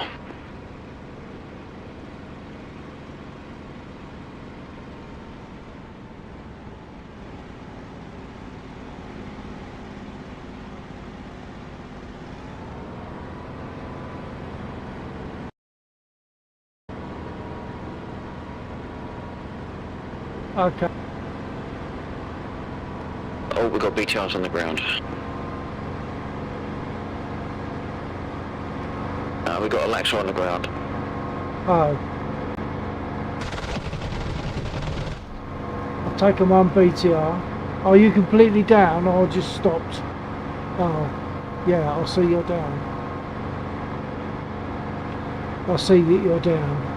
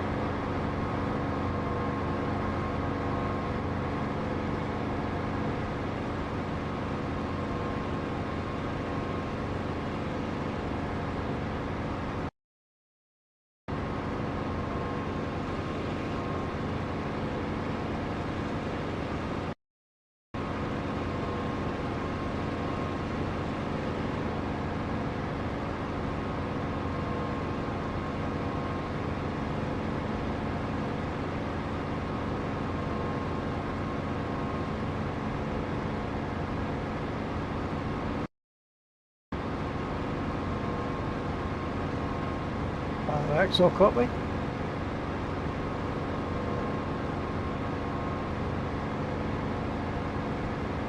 This should be interesting. I've got no aileron control, only rudder. Rudder and pitch and throttle.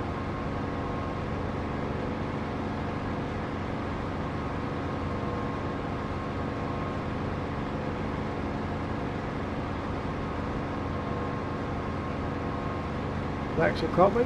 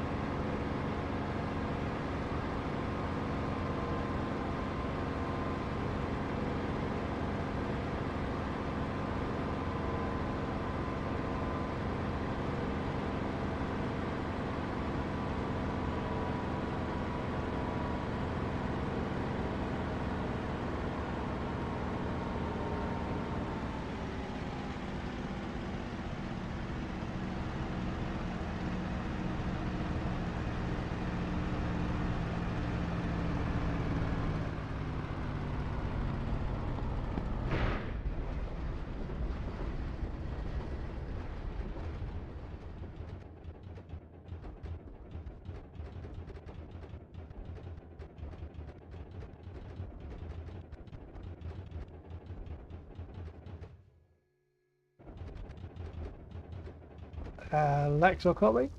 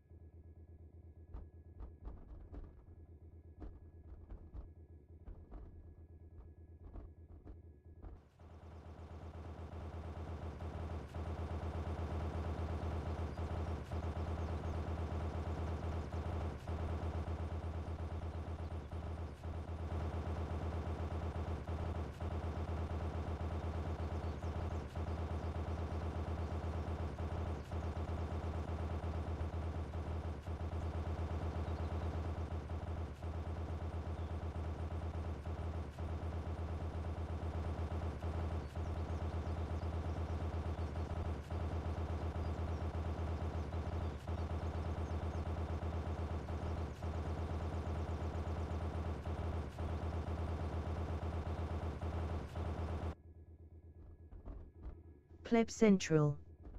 Man, I want a Thrustmaster so bad, but my X56 works fine, so I can't justify spending it. Pleb Central. Have you used other hotas? Well, I used to have, hello Pleb Central, I used to have a cheap, a Black Widow stick, which is like cheap and plastic, and it's like, it got me by, although I must say I had a couple of them because I tended to wear them out a bit.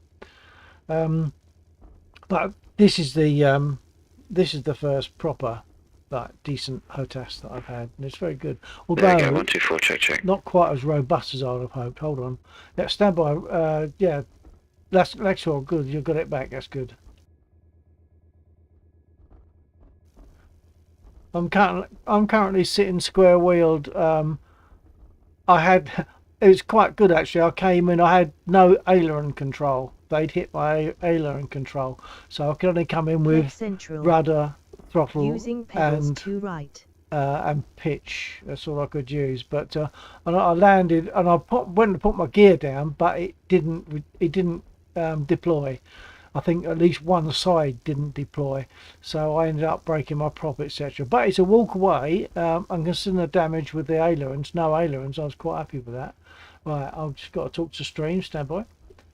Pleb Central. Yes, using throttle and stick that you see on the inset. I have rudder pedals under the desk, and I'm using track IR. I also use something called voice attack. If you don't know that or don't use it, I'd recommend looking at it. It's free. If you get the you can get a free version which is limited, or you can get I paid £9. It depends on where you are, whether that makes any sense to you, but £9 UK GB. I paid for the full program, which means you get unlimited unlimited profiles and unlimited commands. The free version, you get one profile and 20 commands. For the most part, to be honest, for me flying anyway, that was okay. That would have worked, but it was nice to have different profiles. So I'd recommend checking it. It's not always that reliable, but when it works, it's great. Most of the time, it works. Pleb Central. I've used it in Elite Dangerous yet. Oh, that's good. So you already know it. That's good. Did you ever have any issues where it kind of stops working for a little while and has a sulk and then comes back again?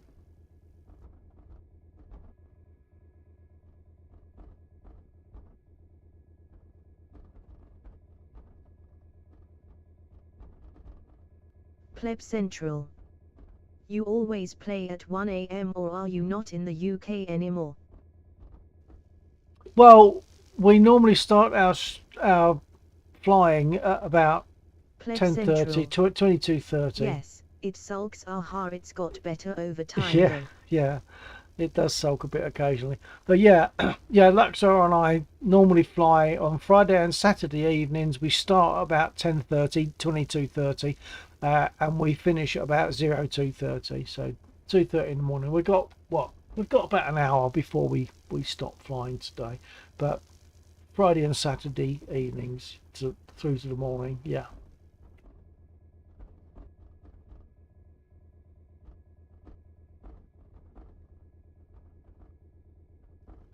Oh, and yeah, we are in UK. Yeah, I don't know if I said that.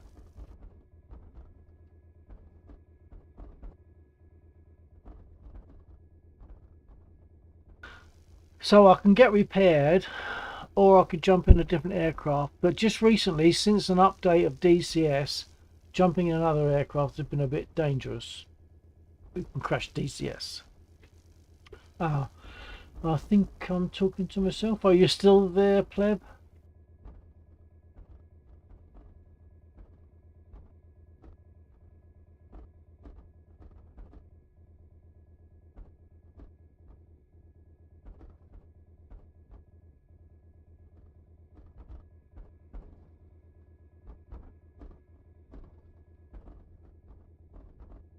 Pleb Central. What got you into flying? You ex-military or just got a passion for it? Mine comes from a love of WW2 history, and my granddad being a RAF engineer way back. Oh, right, that's nice. You've got a bit of history there. For me, it's just that I love the Spitfire. I love flying. I love the Spitfire. Obviously, DCS brings those two things together. I like other aircraft as well to a degree, but the Spitfire is the one that I really like more than anything else. So, and I used to do War Thunder, but that kind of lost its thing because it got too big for itself, I think, to be honest. You ended up, it used to be just aircraft, and then they brought in tanks and boats and helicopters and then seagoing boats, then all the different nations. So to recognize and be able to, it's about to recognize, identify all the different things, because I fly sim, to be able to identify all those different things is just took the fun out of it. Plus the fact that you might be flying along and find you've got a 109 in front of you, but he's on your side. So yeah, no, that didn't work for me. Gradually we stopped doing War Thunder. Just very occasionally now we will do it, only very occasionally. So you're actually in UK, pleb? And by the way, let me know if you go, won't you, so that I'm not talking to myself. Pleb Central. Yeah, I'm heavy into War Thunder right now. I can only free fly in DCS land and take off. LOL, combat too complex for me, ain't got the time. Pleb Central. Yes sir, Yorkshire. Oh, Yorkshire. Lovely area. Lovely area. Lucky chap.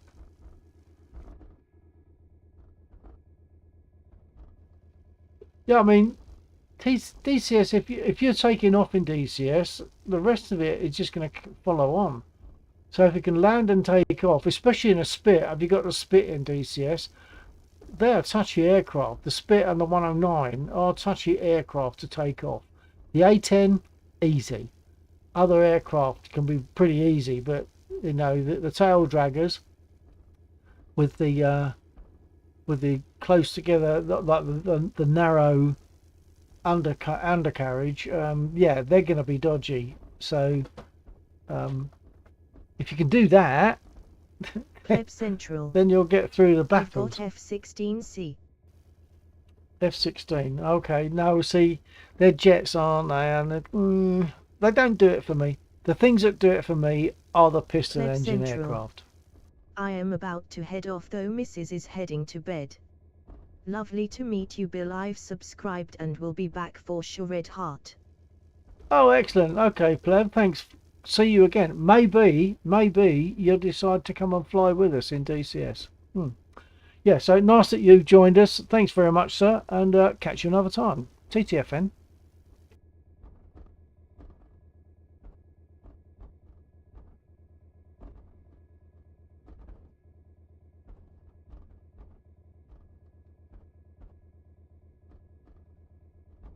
Pleb Central. You bet sir, safe flying. Thank you. Roger on out.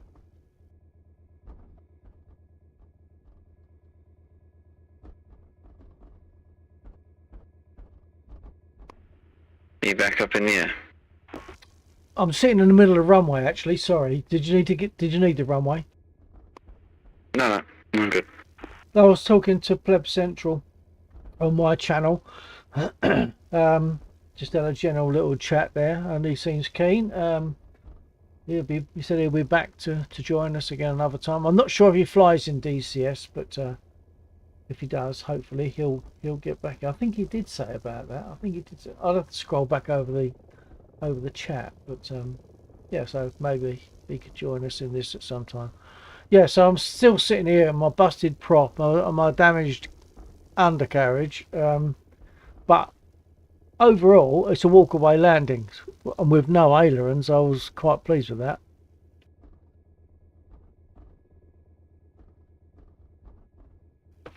If you don't need the runway, I'll just get repaired.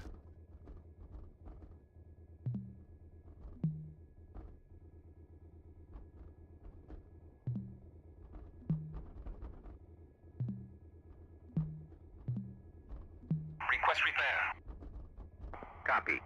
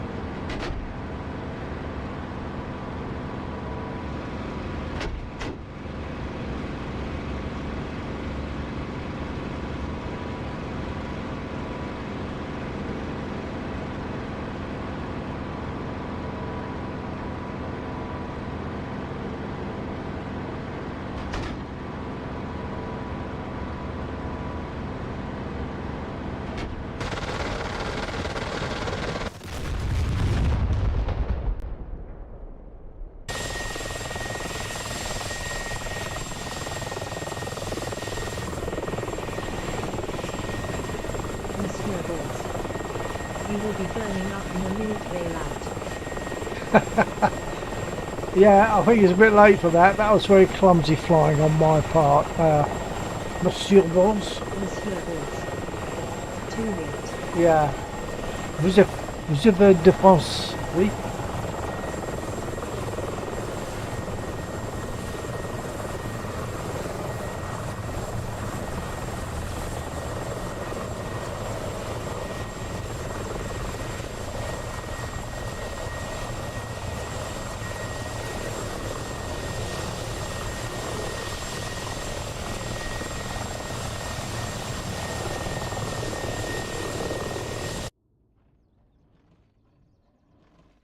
Monsieur Balls, are you still there? Is it Gabuzishi?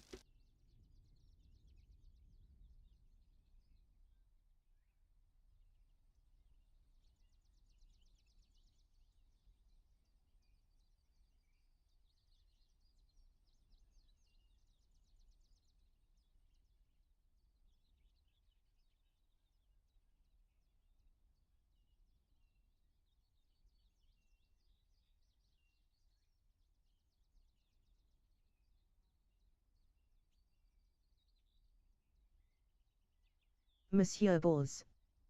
The Spitfire an overrated old crate. I'm the wrong guy to say that to. The Spitfire is my love. She's absolutely beautiful. I mean, for a time, obviously. But there is no aircraft that is better or equal to the Spitfire as far as I'm concerned. Certainly not an old crate. She's beautiful.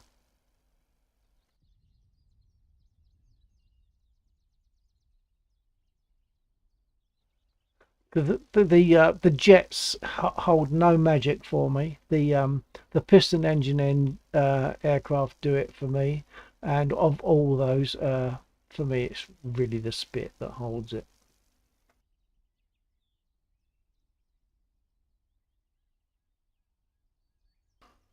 Est-ce que vous êtes de France? Oui.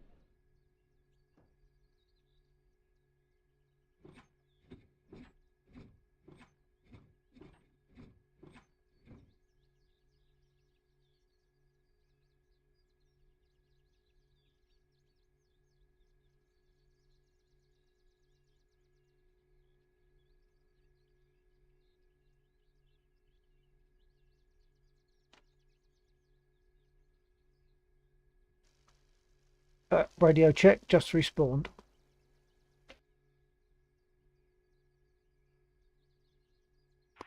Yeah, 124 check. No, copy.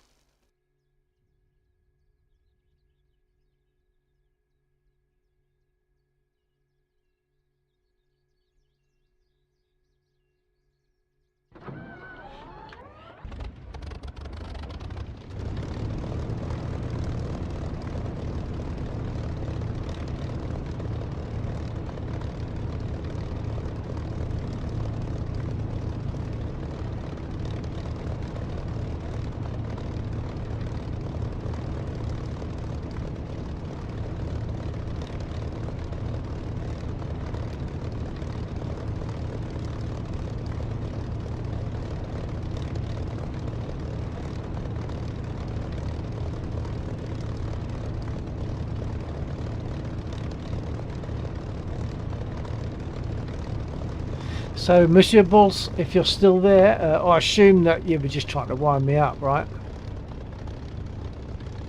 Monsieur Boss. Is this a Mark 9? It is the Mark 9, yes sir.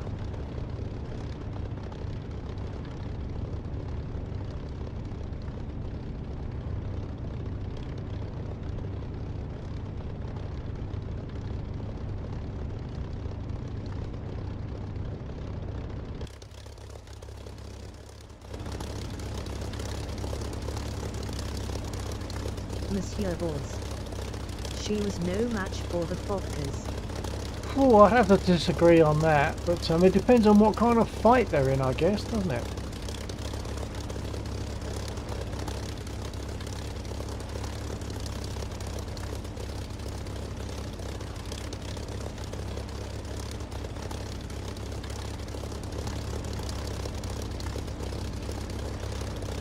So you didn't respond.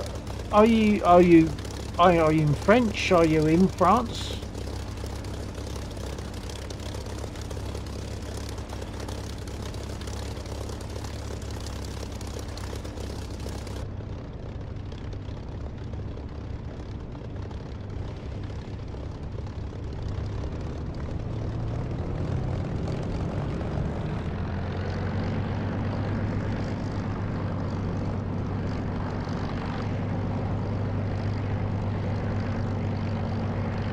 Monsieur was.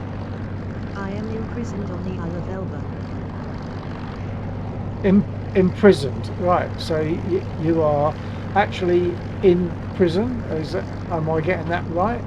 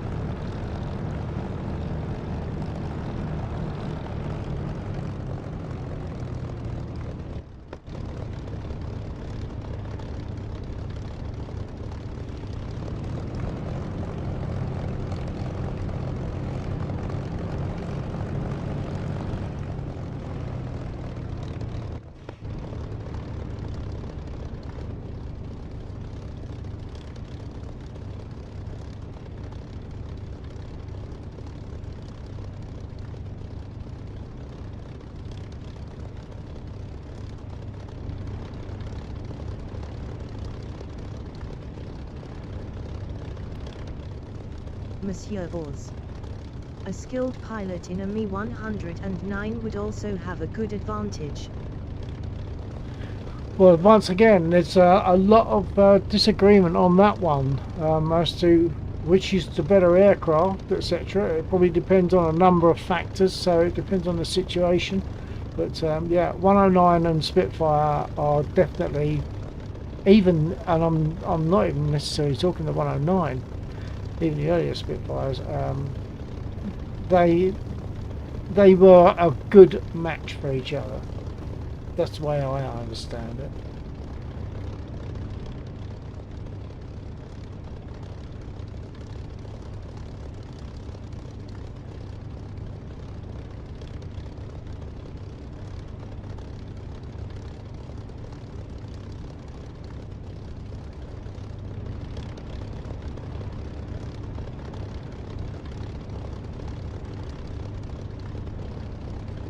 And of course, you're saying a skilled pilot in a 109, but do you mean a skilled pilot in a 109 against an average pilot in a Spitfire? Or a skilled pilot in a Spitfire?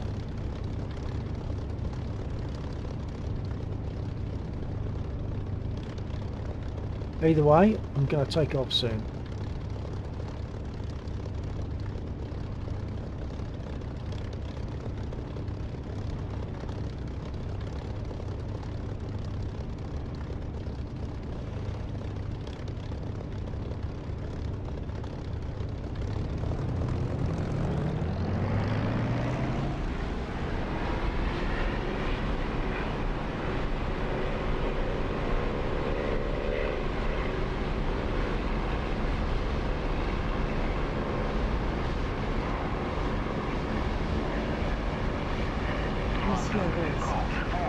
Well, the Spitfire was easy to fly and fighting for the inexperienced pilot. This was not the case in the 109.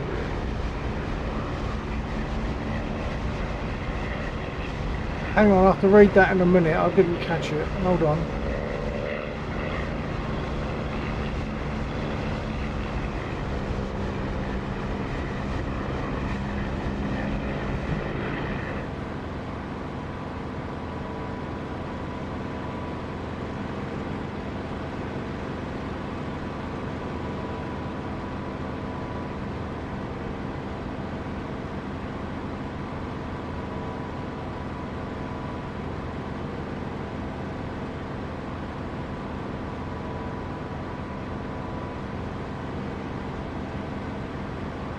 Yeah, Monsieur I think Boss, you're probably right. do you have a shilling in your calves? The shilling, yeah. I don't think it was needed by the time the Mark 9 came along.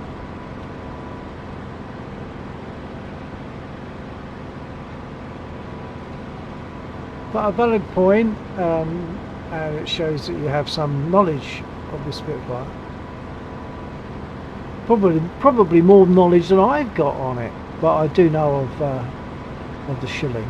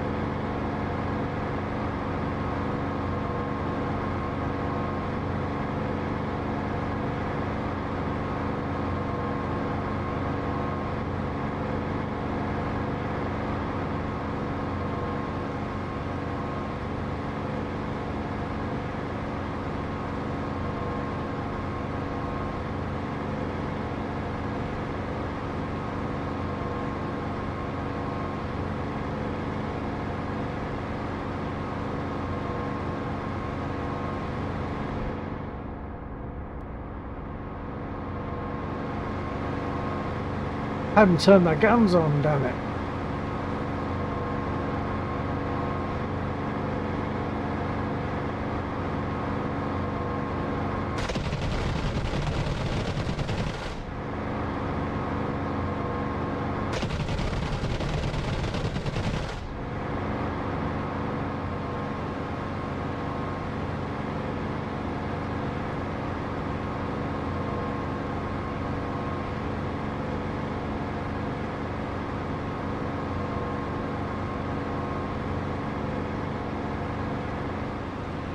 Well, he shouldn't survive.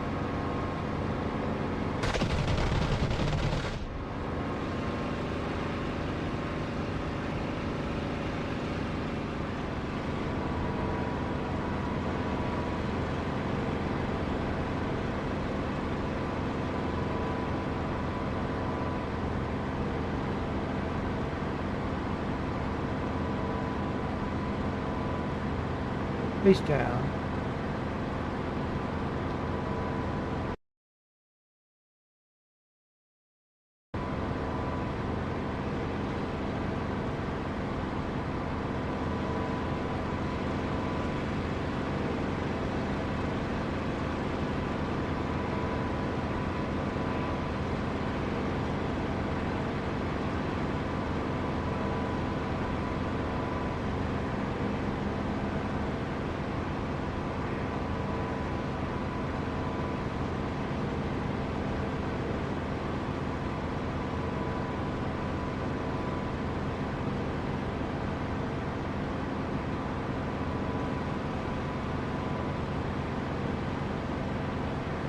There's some tanks on the bridge there. There's a rail bridge and there's some tanks that sit on the road beside it, so I'll have a go at those. I can't remember if they're still there or not. Well, I don't think anyone's hit them, so I'll have a go.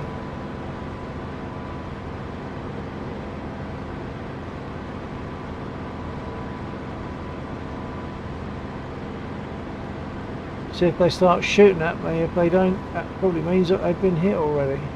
Oh, there it comes.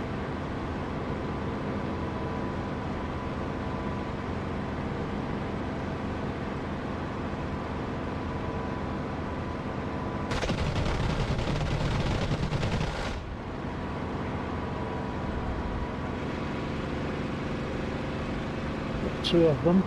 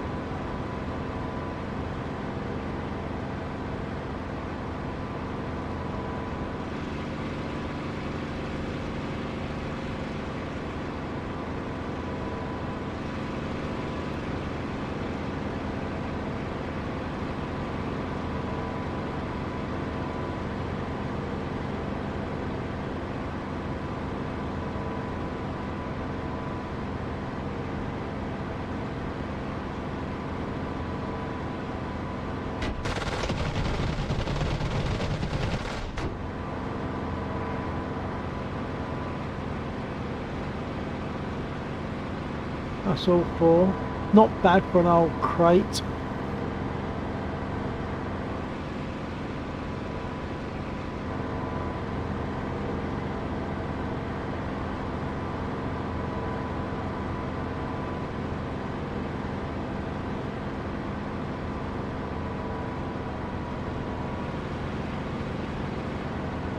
I'll go for a landing.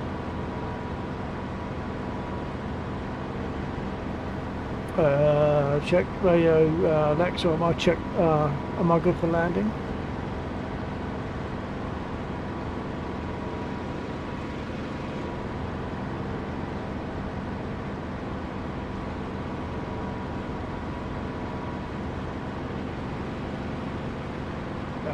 Radio check.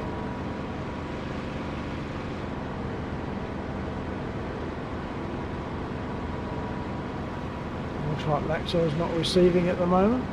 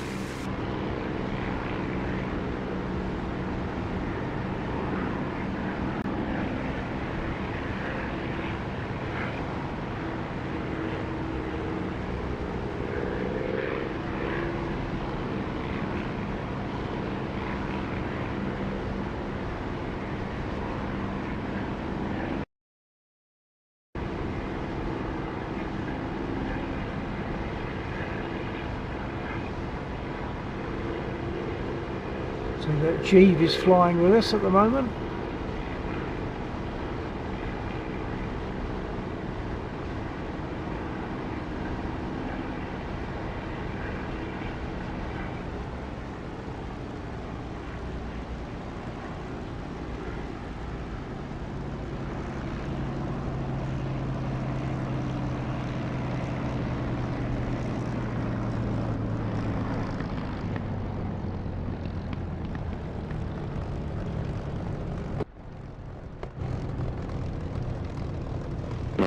Check respawn.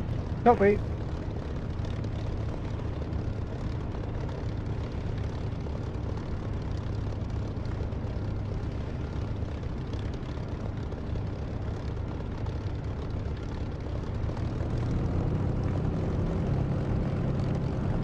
I don't know if I dare try the mosquito before we quit.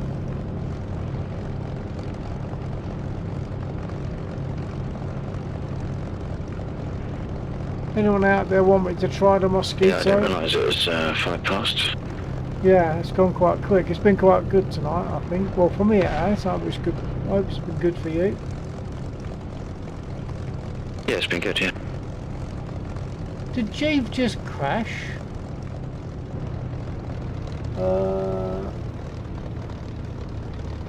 I'm not seeing it. Someone just crashed.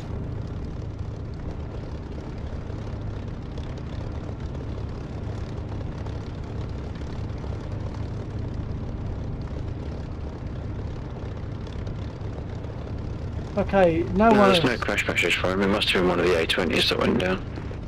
Oh, okay.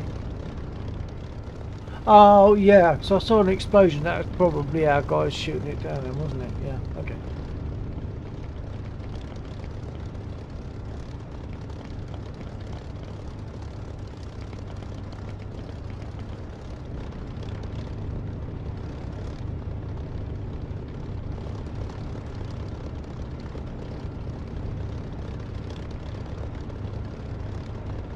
Sinifu. I'd like to see the mosquito. Sinifu, okay. I have to give a warning that in the past, on occasion, the mosquito has crashed DCS. I'll give it a try. If it doesn't work, I'll just have to restart DCS. But I will give it a try. Stand by.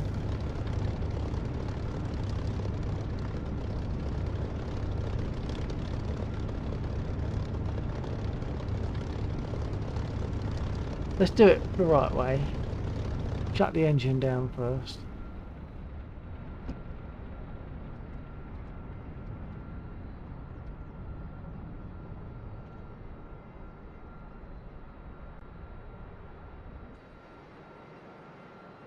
Okay, I'm gonna try this mosquito and we'll see what happens. Cross your fingers.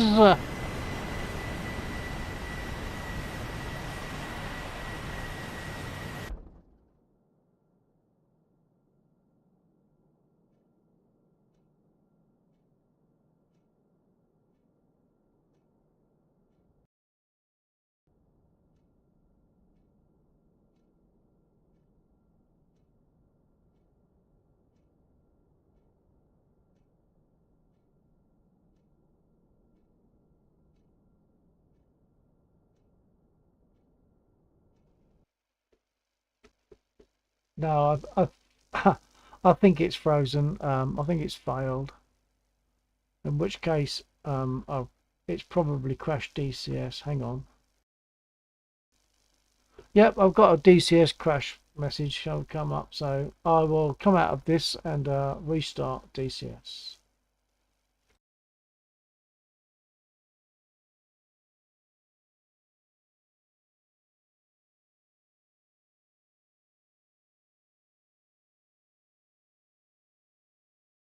Sinifu. Bummer. Thanks for trying. Yeah, it has worked. Just recently it's worked, but just every now and again it just crashes DCS. So it's a pity because I've got the hang of taking off. This has all occurred since DCS gave a big update a little while ago, and it introduced a few bugs. Um, um, it's made the I believe that's what's made the mosquito more dangerous to get into. I'm going to send a crash report and then I'm going to restart.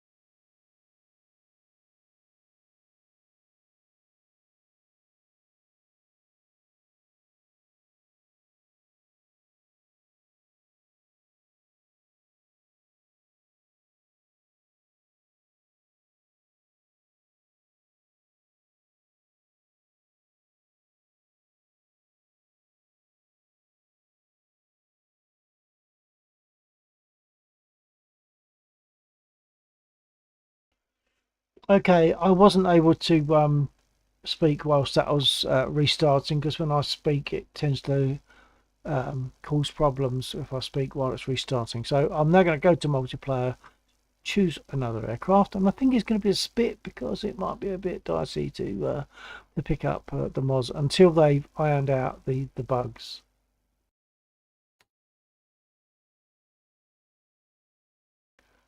So I'm running this server. This is a server that Laxo used to run, but since the bugs in DCS, it affected his server. So I built a new computer just recently. I'm using this computer for this server.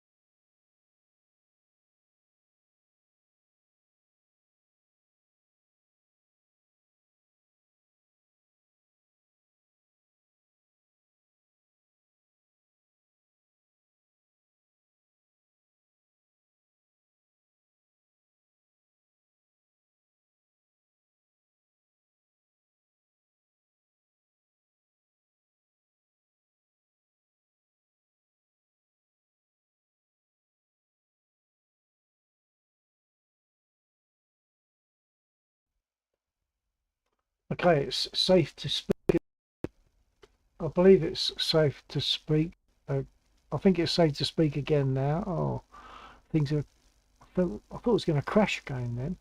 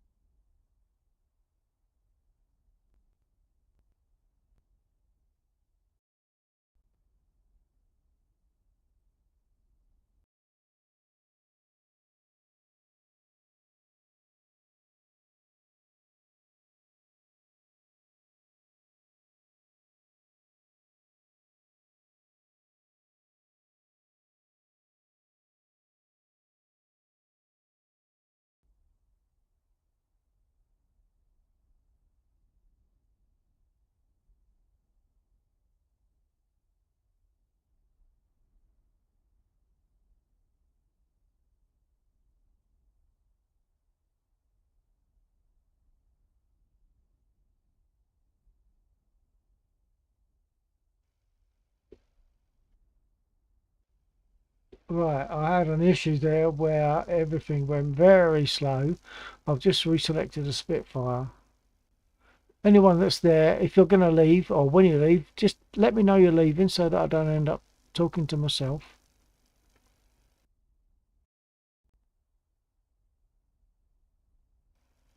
So back in the Spit.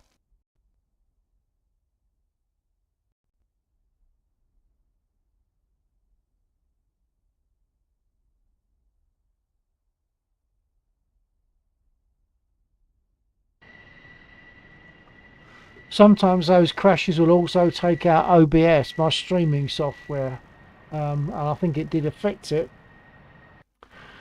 but it didn't destroy it. It's taken a long time to load.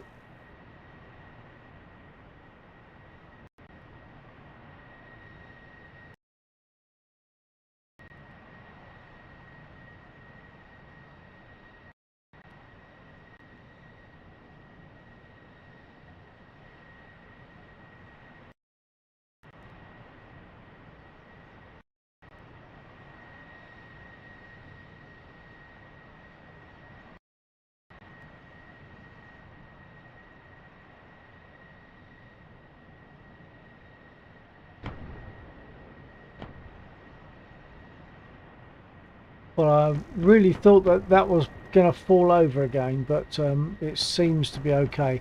We've only got about 15 minutes because we fly from about 10:30 in the evening to 2:30 in the morning. So 22:30 to 02:30 we fly on a Friday and a Saturday.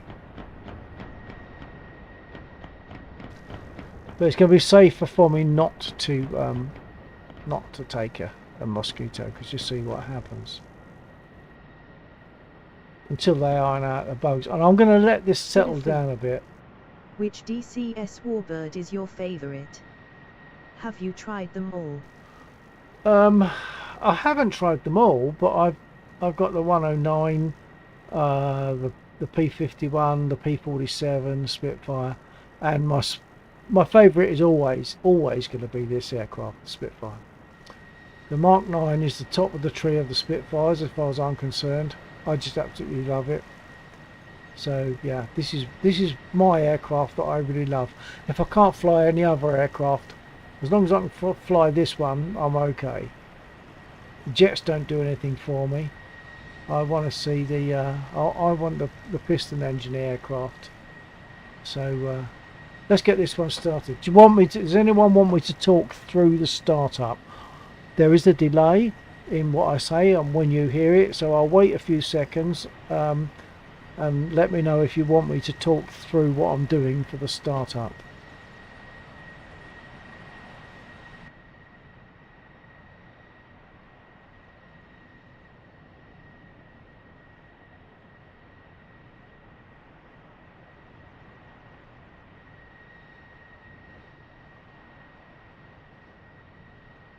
I'm happy to talk through any of this, talk the startup, taxi, takeoff, landing. I'm happy to talk through those things, especially if people might be considering joining DCS, and of course especially in a Spitfire, which is the best.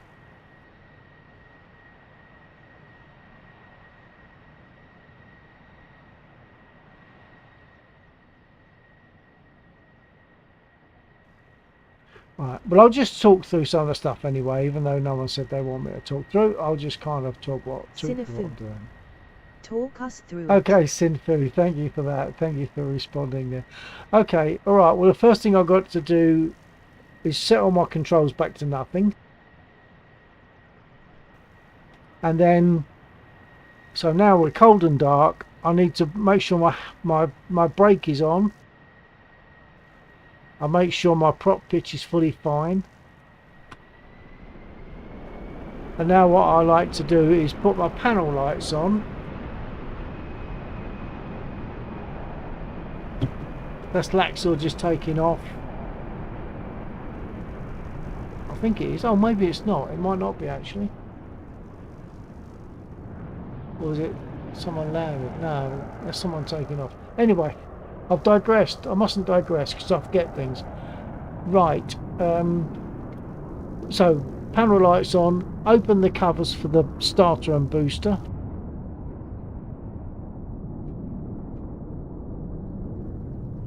Then turn on my fuel pump and open the fuel cock. You might hear the fuel pump now, but I can't hear it. Fuel cock. And then turn on the magnetos.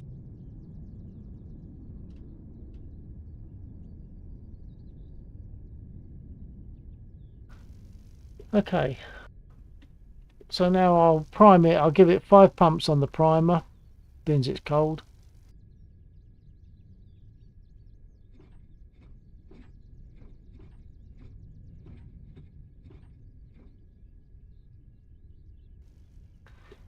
And now I'll push both those buttons, the booster and starter, at the same time.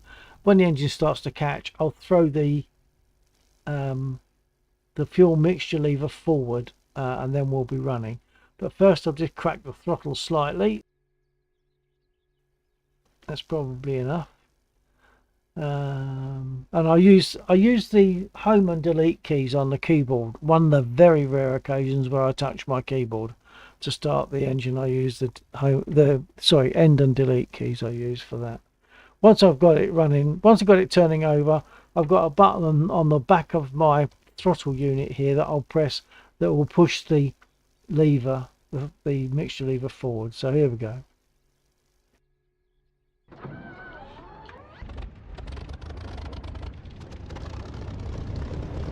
I'll also turn on my radio so I can speak to Laxor. And I'll do a quick radio check, assuming he's listening.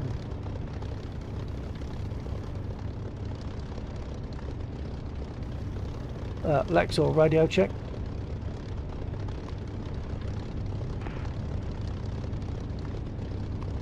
Yep, radio check. Super, thank you. I've just respawned. I've got in the Mosquito and of course it crashed DCS. Right, yeah, I thought you might have crashed. Yeah. I'd say maybe either uninstall the Mosquito and put it back on again, or do a deep verify. Yeah, a repair you mean, or what? No, yeah, deep, a long repair. Yeah, I did that. Yep.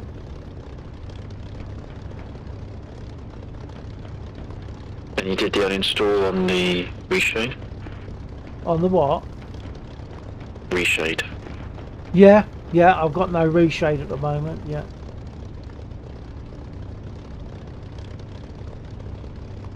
Okay. Which repair did you see? The long repair or the short? I did the short and later on I did the long, so no idea.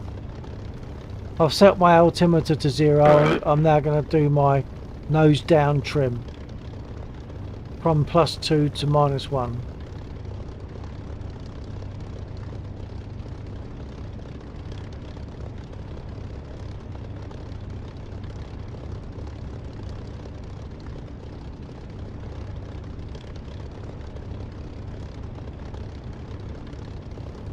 And this is the engine sound, an engine sound that I downloaded. It's better than the standard DCS Spitfire engine, I believe. Lovely sound with the canopy open.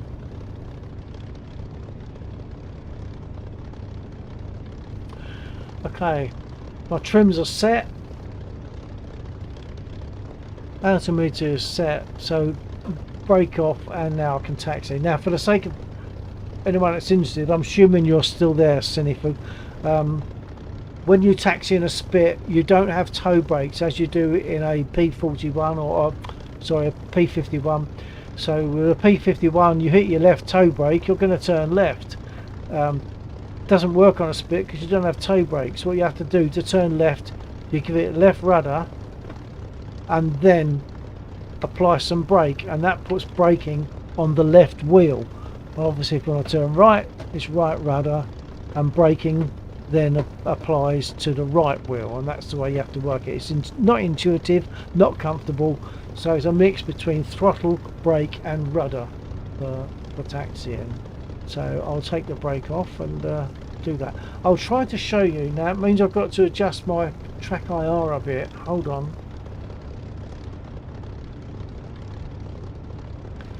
That makes it a bit easier for me to look down. Of course I can't see where I'm going very well, but at least you can see what I'm doing with the pedals and the brake lever whilst I'm taxiing. So brake off, and here we go.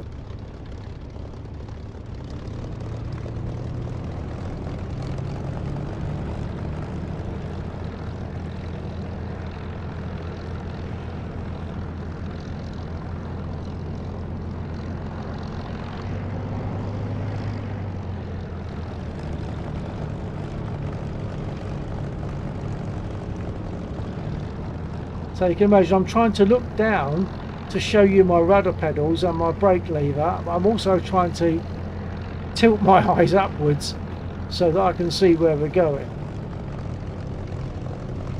And I've not put the pilot in place because that makes it more difficult for you to see what's happening.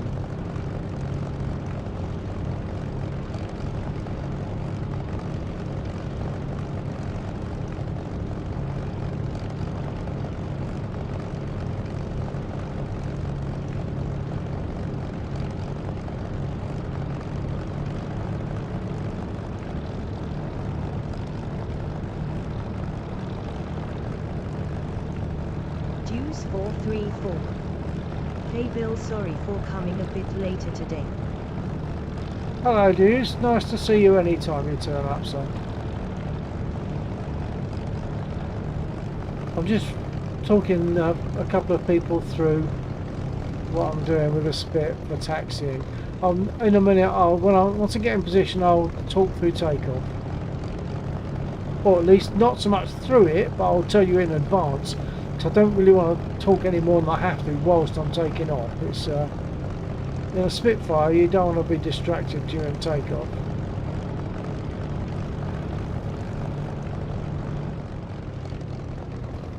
Okay, I think that'll do. Brake is fully on. Just checking that I've got one division of nose down, which I have. 434. Sounds good. Yeah, it's been quite a reasonable night tonight on this, actually. Despite the fact that a little while ago I jumped in a Mosquito. The Mosquito almost immediately crashed DCS, so I had to restart it. There you go. I took the chance and lost. Right. So to take off, for anyone that's there that needs me to explain it, because someone did say, hang on, Sinifu. Sinifu, if you're still there, I assume you are. This is mainly for you because you actually said yes. So to take off, it's stick fully back, full right aileron. Hang on. Fully back, full right aileron, throttle up so that I've got about boost 8 on there, on the boost gauge. And at that point I can let the stick come back. As the nose drops, I watch then, I'm going to watch for my airspeed indicator get to about 80 or 90, rotate a little bit, let her lift off, get the gear up. Then I adjust my trim. I don't know if this is the right order, but once the gear is up, I adjust my trim so I'm not fighting with the stick. Adjust my nose trim to one division of nose up, from one division of nose down to one division of nose up. I then adjust my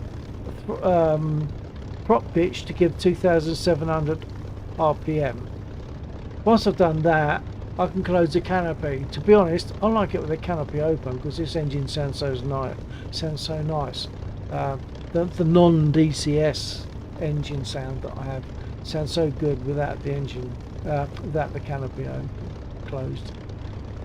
If I could speak, it'd help. Right, okay, brake off, and here we go to do all those things that I just said, hopefully.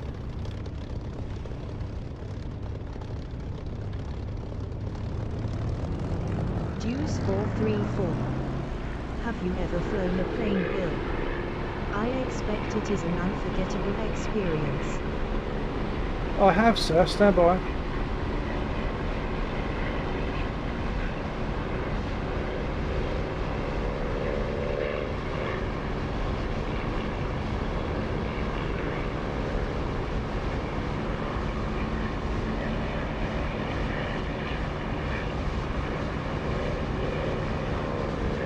Yeah, so I have flown one. I mean, technically I've flown one. I had a couple of fun flying lessons for special birthdays, and during that time I was amazed at how much time I had for control for. So yeah, I've flown it, I've made turns, and when we came into land, I just did as I was told and pointed in the right direction. The instructor operated the throttle unit, or the throttle lever, and I did the rest, and it was great. He didn't take control back until we were above the runway and only about 20 feet up. So, and when I said to him, I thought you'd take control back before that. He said no, so I didn't need to, you're doing okay. So I was quite pleased with that. Yeah, so it's a Piper Cherokee that I was flying. I taxied it as soon as we got off the grass from the clubhouse where we left from. As soon as we got off the grass, I was taxiing to the runway. He took off. Once we got clear, up to about 2,000 feet, he then gave it to me and just said, go here, go there, or whatever. And then after he was comfortable with what I could do, he said, go where you want. Where do you want to go? So it was really good. That was an hour flight, that second one. That was really good. Recommended.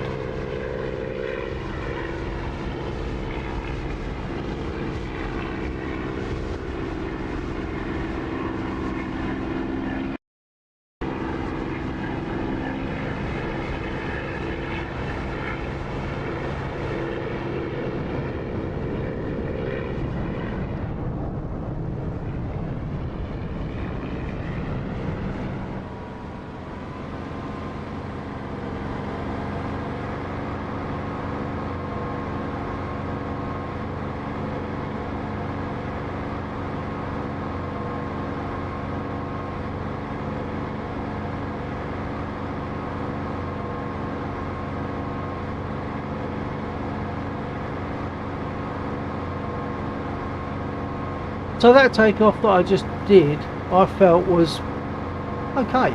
It was pretty okay. Oh, they've got him. I don't have to shoot him.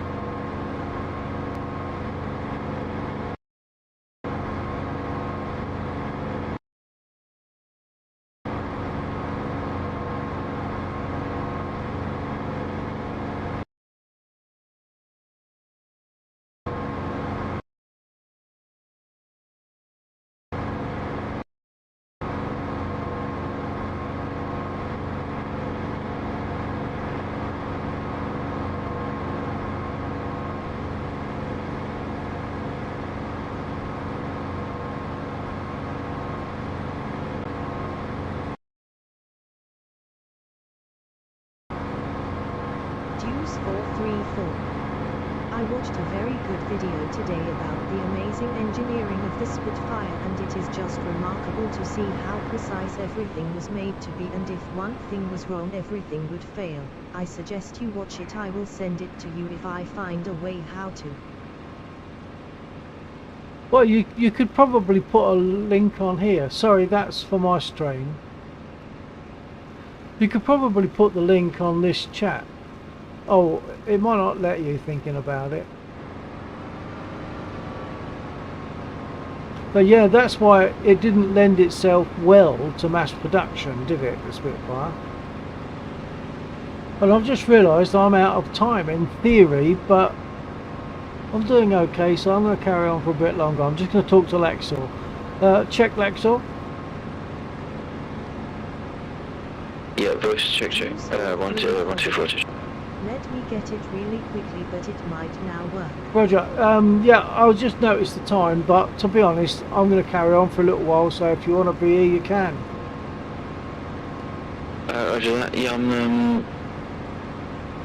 going to maybe do an extra 10 minutes, so I'll just spend the missiles that I've got and then I'll come in. Copy that.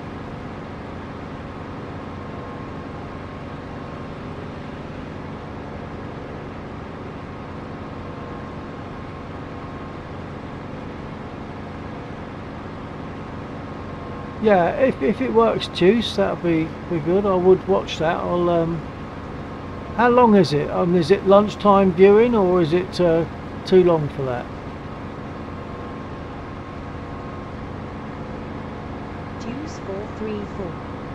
https://youtube.b/m6se=sign *SWJ2BMX.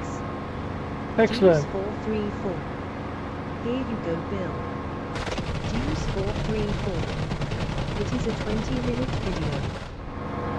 Oh, so yeah, it is something I could watch whilst having a bite of lunch. That wasn't a bad run. Didn't think I got that many.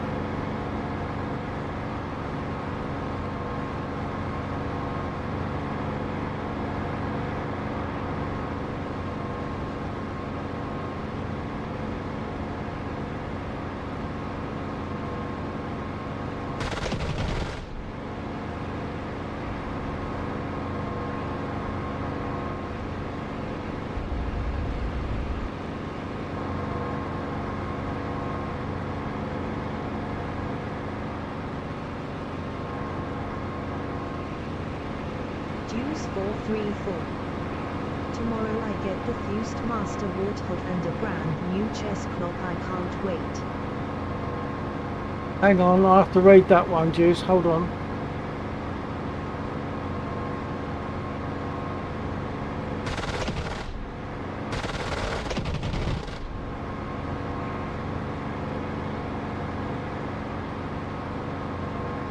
Oh, right.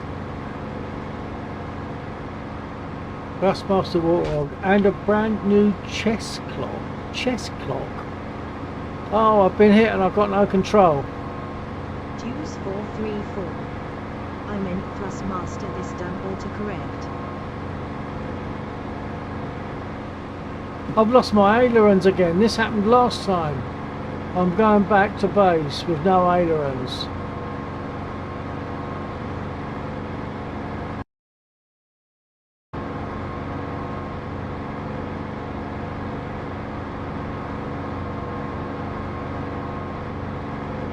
just rudder. I had this before and I managed to get down with a belly flop, but I survived. And they're still shooting at me, damn it. Deuce 434. I mean, an F-15 landed without a wing, so I guess anything is possible. Yeah.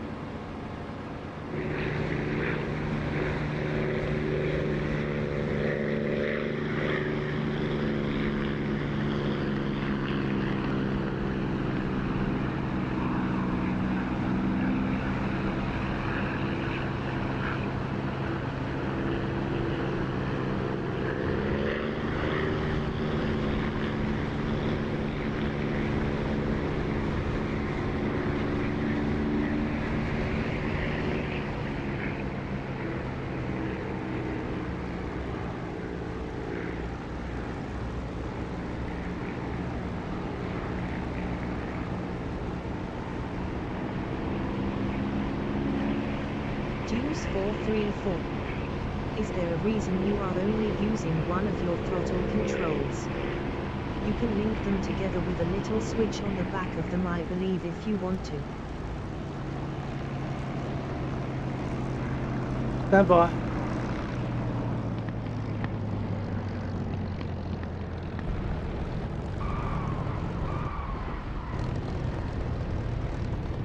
Well, that's the second landing that I've made tonight without ailerons, so I'm quite happy with that. And I've still got my gear. I haven't broken the aircraft. Let's have a look. I might have one damaged one wheel. Yeah, I think they probably shot it. I've got bullet holes in the wing. Right, now what did you say? Yeah, throttle controls. Yeah, this one, if you look at the inset, this left hand, for me, the left hand one, the one on the right for you, I use that for my prop pitch. I use that one for my throttle. Now when I'm in the A10, obviously I don't need prop pitch, and I do use the two and link them together with the little bolt that's round the back. Yeah. So you only need two throttles if you've got two engines, which of course on this aircraft I haven't.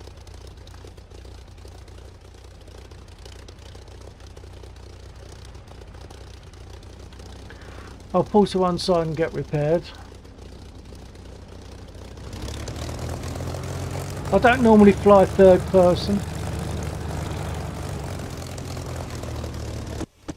Deuce 434. I see. I don't fly warbirds, so I wouldn't know. That is interesting. Now I understand. Thanks. Yeah, so with the A10 I would use one throttle for one engine and one for the other, and lock them together once both the engines are running.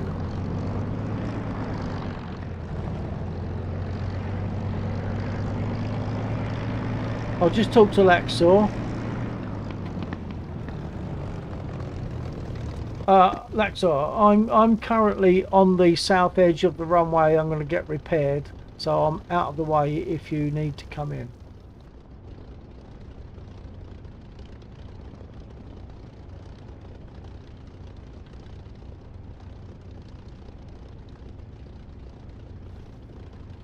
Not dead sure I transmitted that.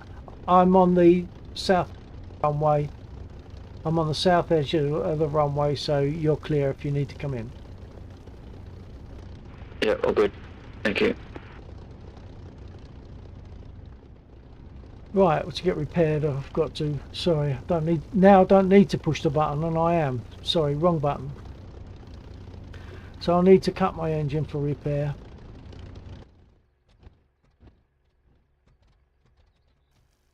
I'll request repair and request rearm. Once again, I'm going to use voice attack to use, hopefully, to get the comms menu, etc.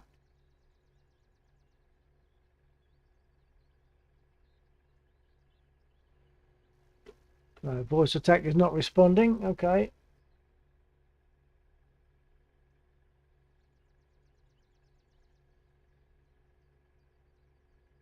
Request repair. Copy.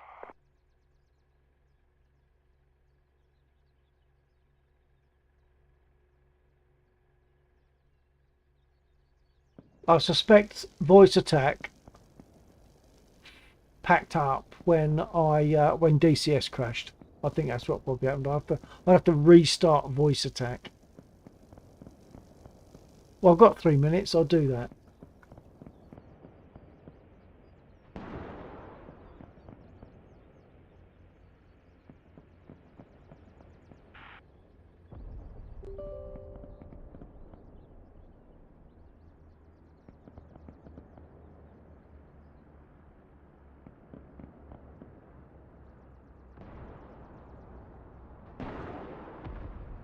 The guns you're hearing are our units shooting at the enemy bombers going overhead. Hearing copy instead of unable to comply, especially in jets. Coming in runway Must be from the one of west. the most satisfying things Copy. ever.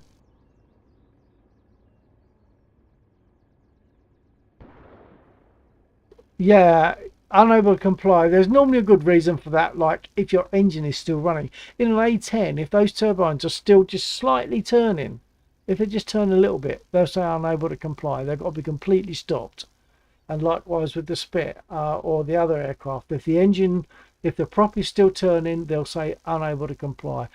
And when they want to get reloaded, so rearmament can only happen if you haven't got any dangerous leaks. So if you're leaking fuel, until you're repaired, they'll say unable to comply when it comes to rearmament, because it'll be dangerous to do that kind of stuff with petrol flooding all over the place. So that kind of makes sense. Right, I can now request rearm anyway.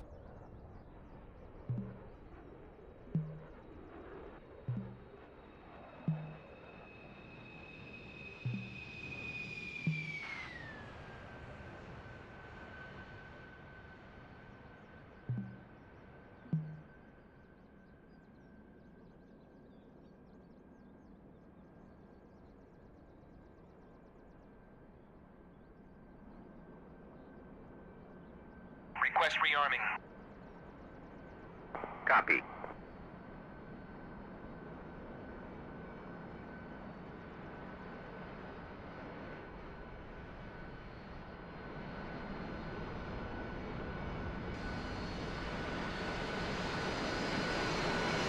So that's Laxor coming in. I think he'll be closing now. Hey, what are you doing?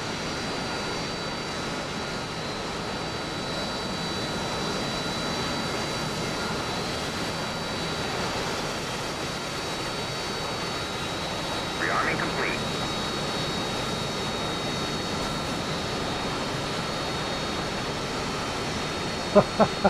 Thank you for the firework display. Laxor sending out flares. That's his goodbye flares, probably.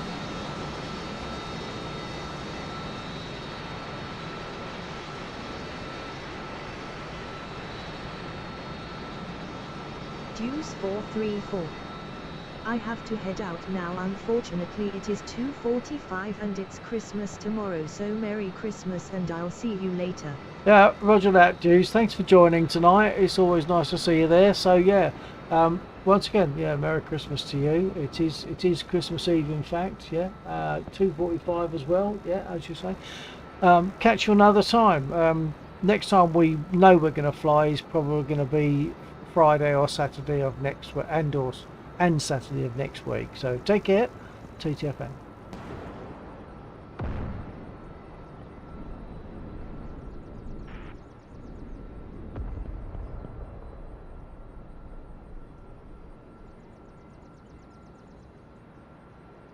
Deuce 434. Thanks, good night. Yeah. Good night.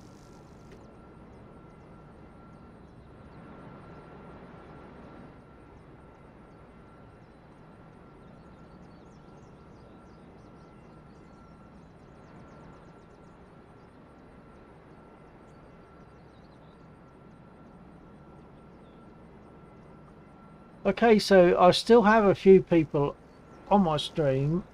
I'm a bit loath to just go off and drop the stream whilst people are there, especially being they haven't been there for very long.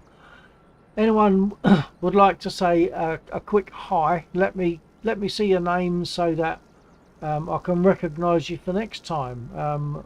Hopefully you will be here next time. You'll join me another time. So yeah, just give us a quick hello if you can.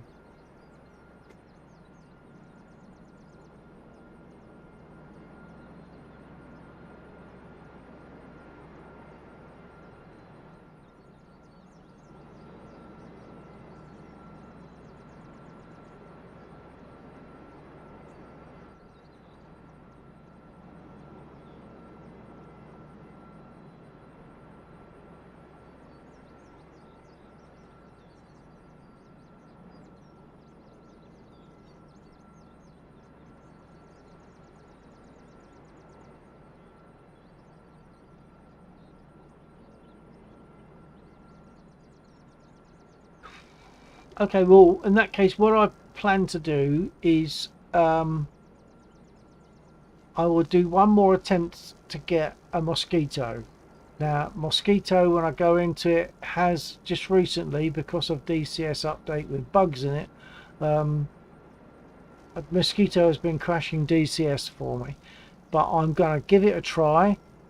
If it works, fine. If it doesn't, then I'll close the stream. So in advance, I'll thank anyone that's here for being with me. But I would also encourage you to stick your name down. You know, just say hello, give us a hello. But I'm gonna now try and get into a mosquito.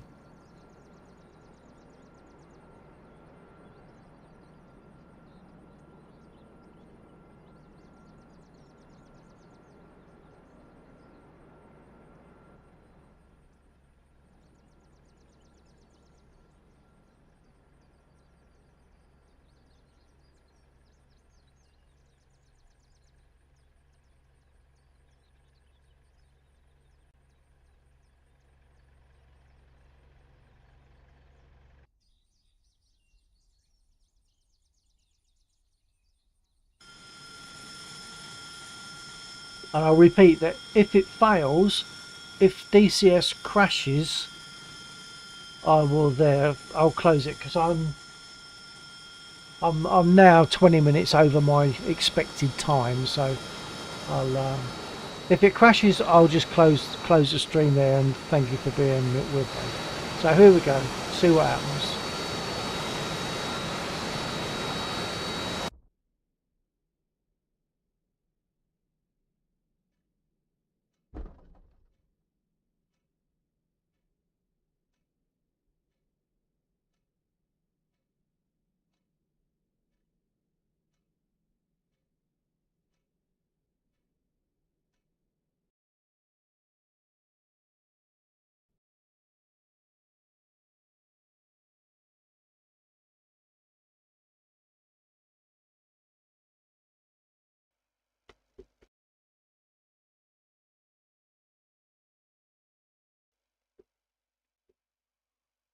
And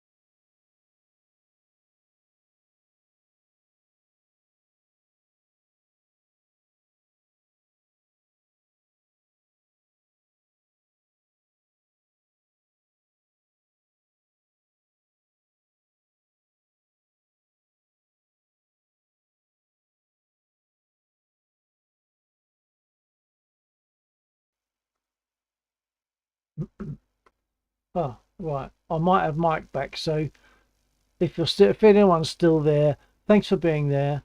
DCS did crash. It took a number of things with it. So I'm going to fold it there now. Thanks for being there, and maybe catch you next Friday or Saturday. Take care. TTFN.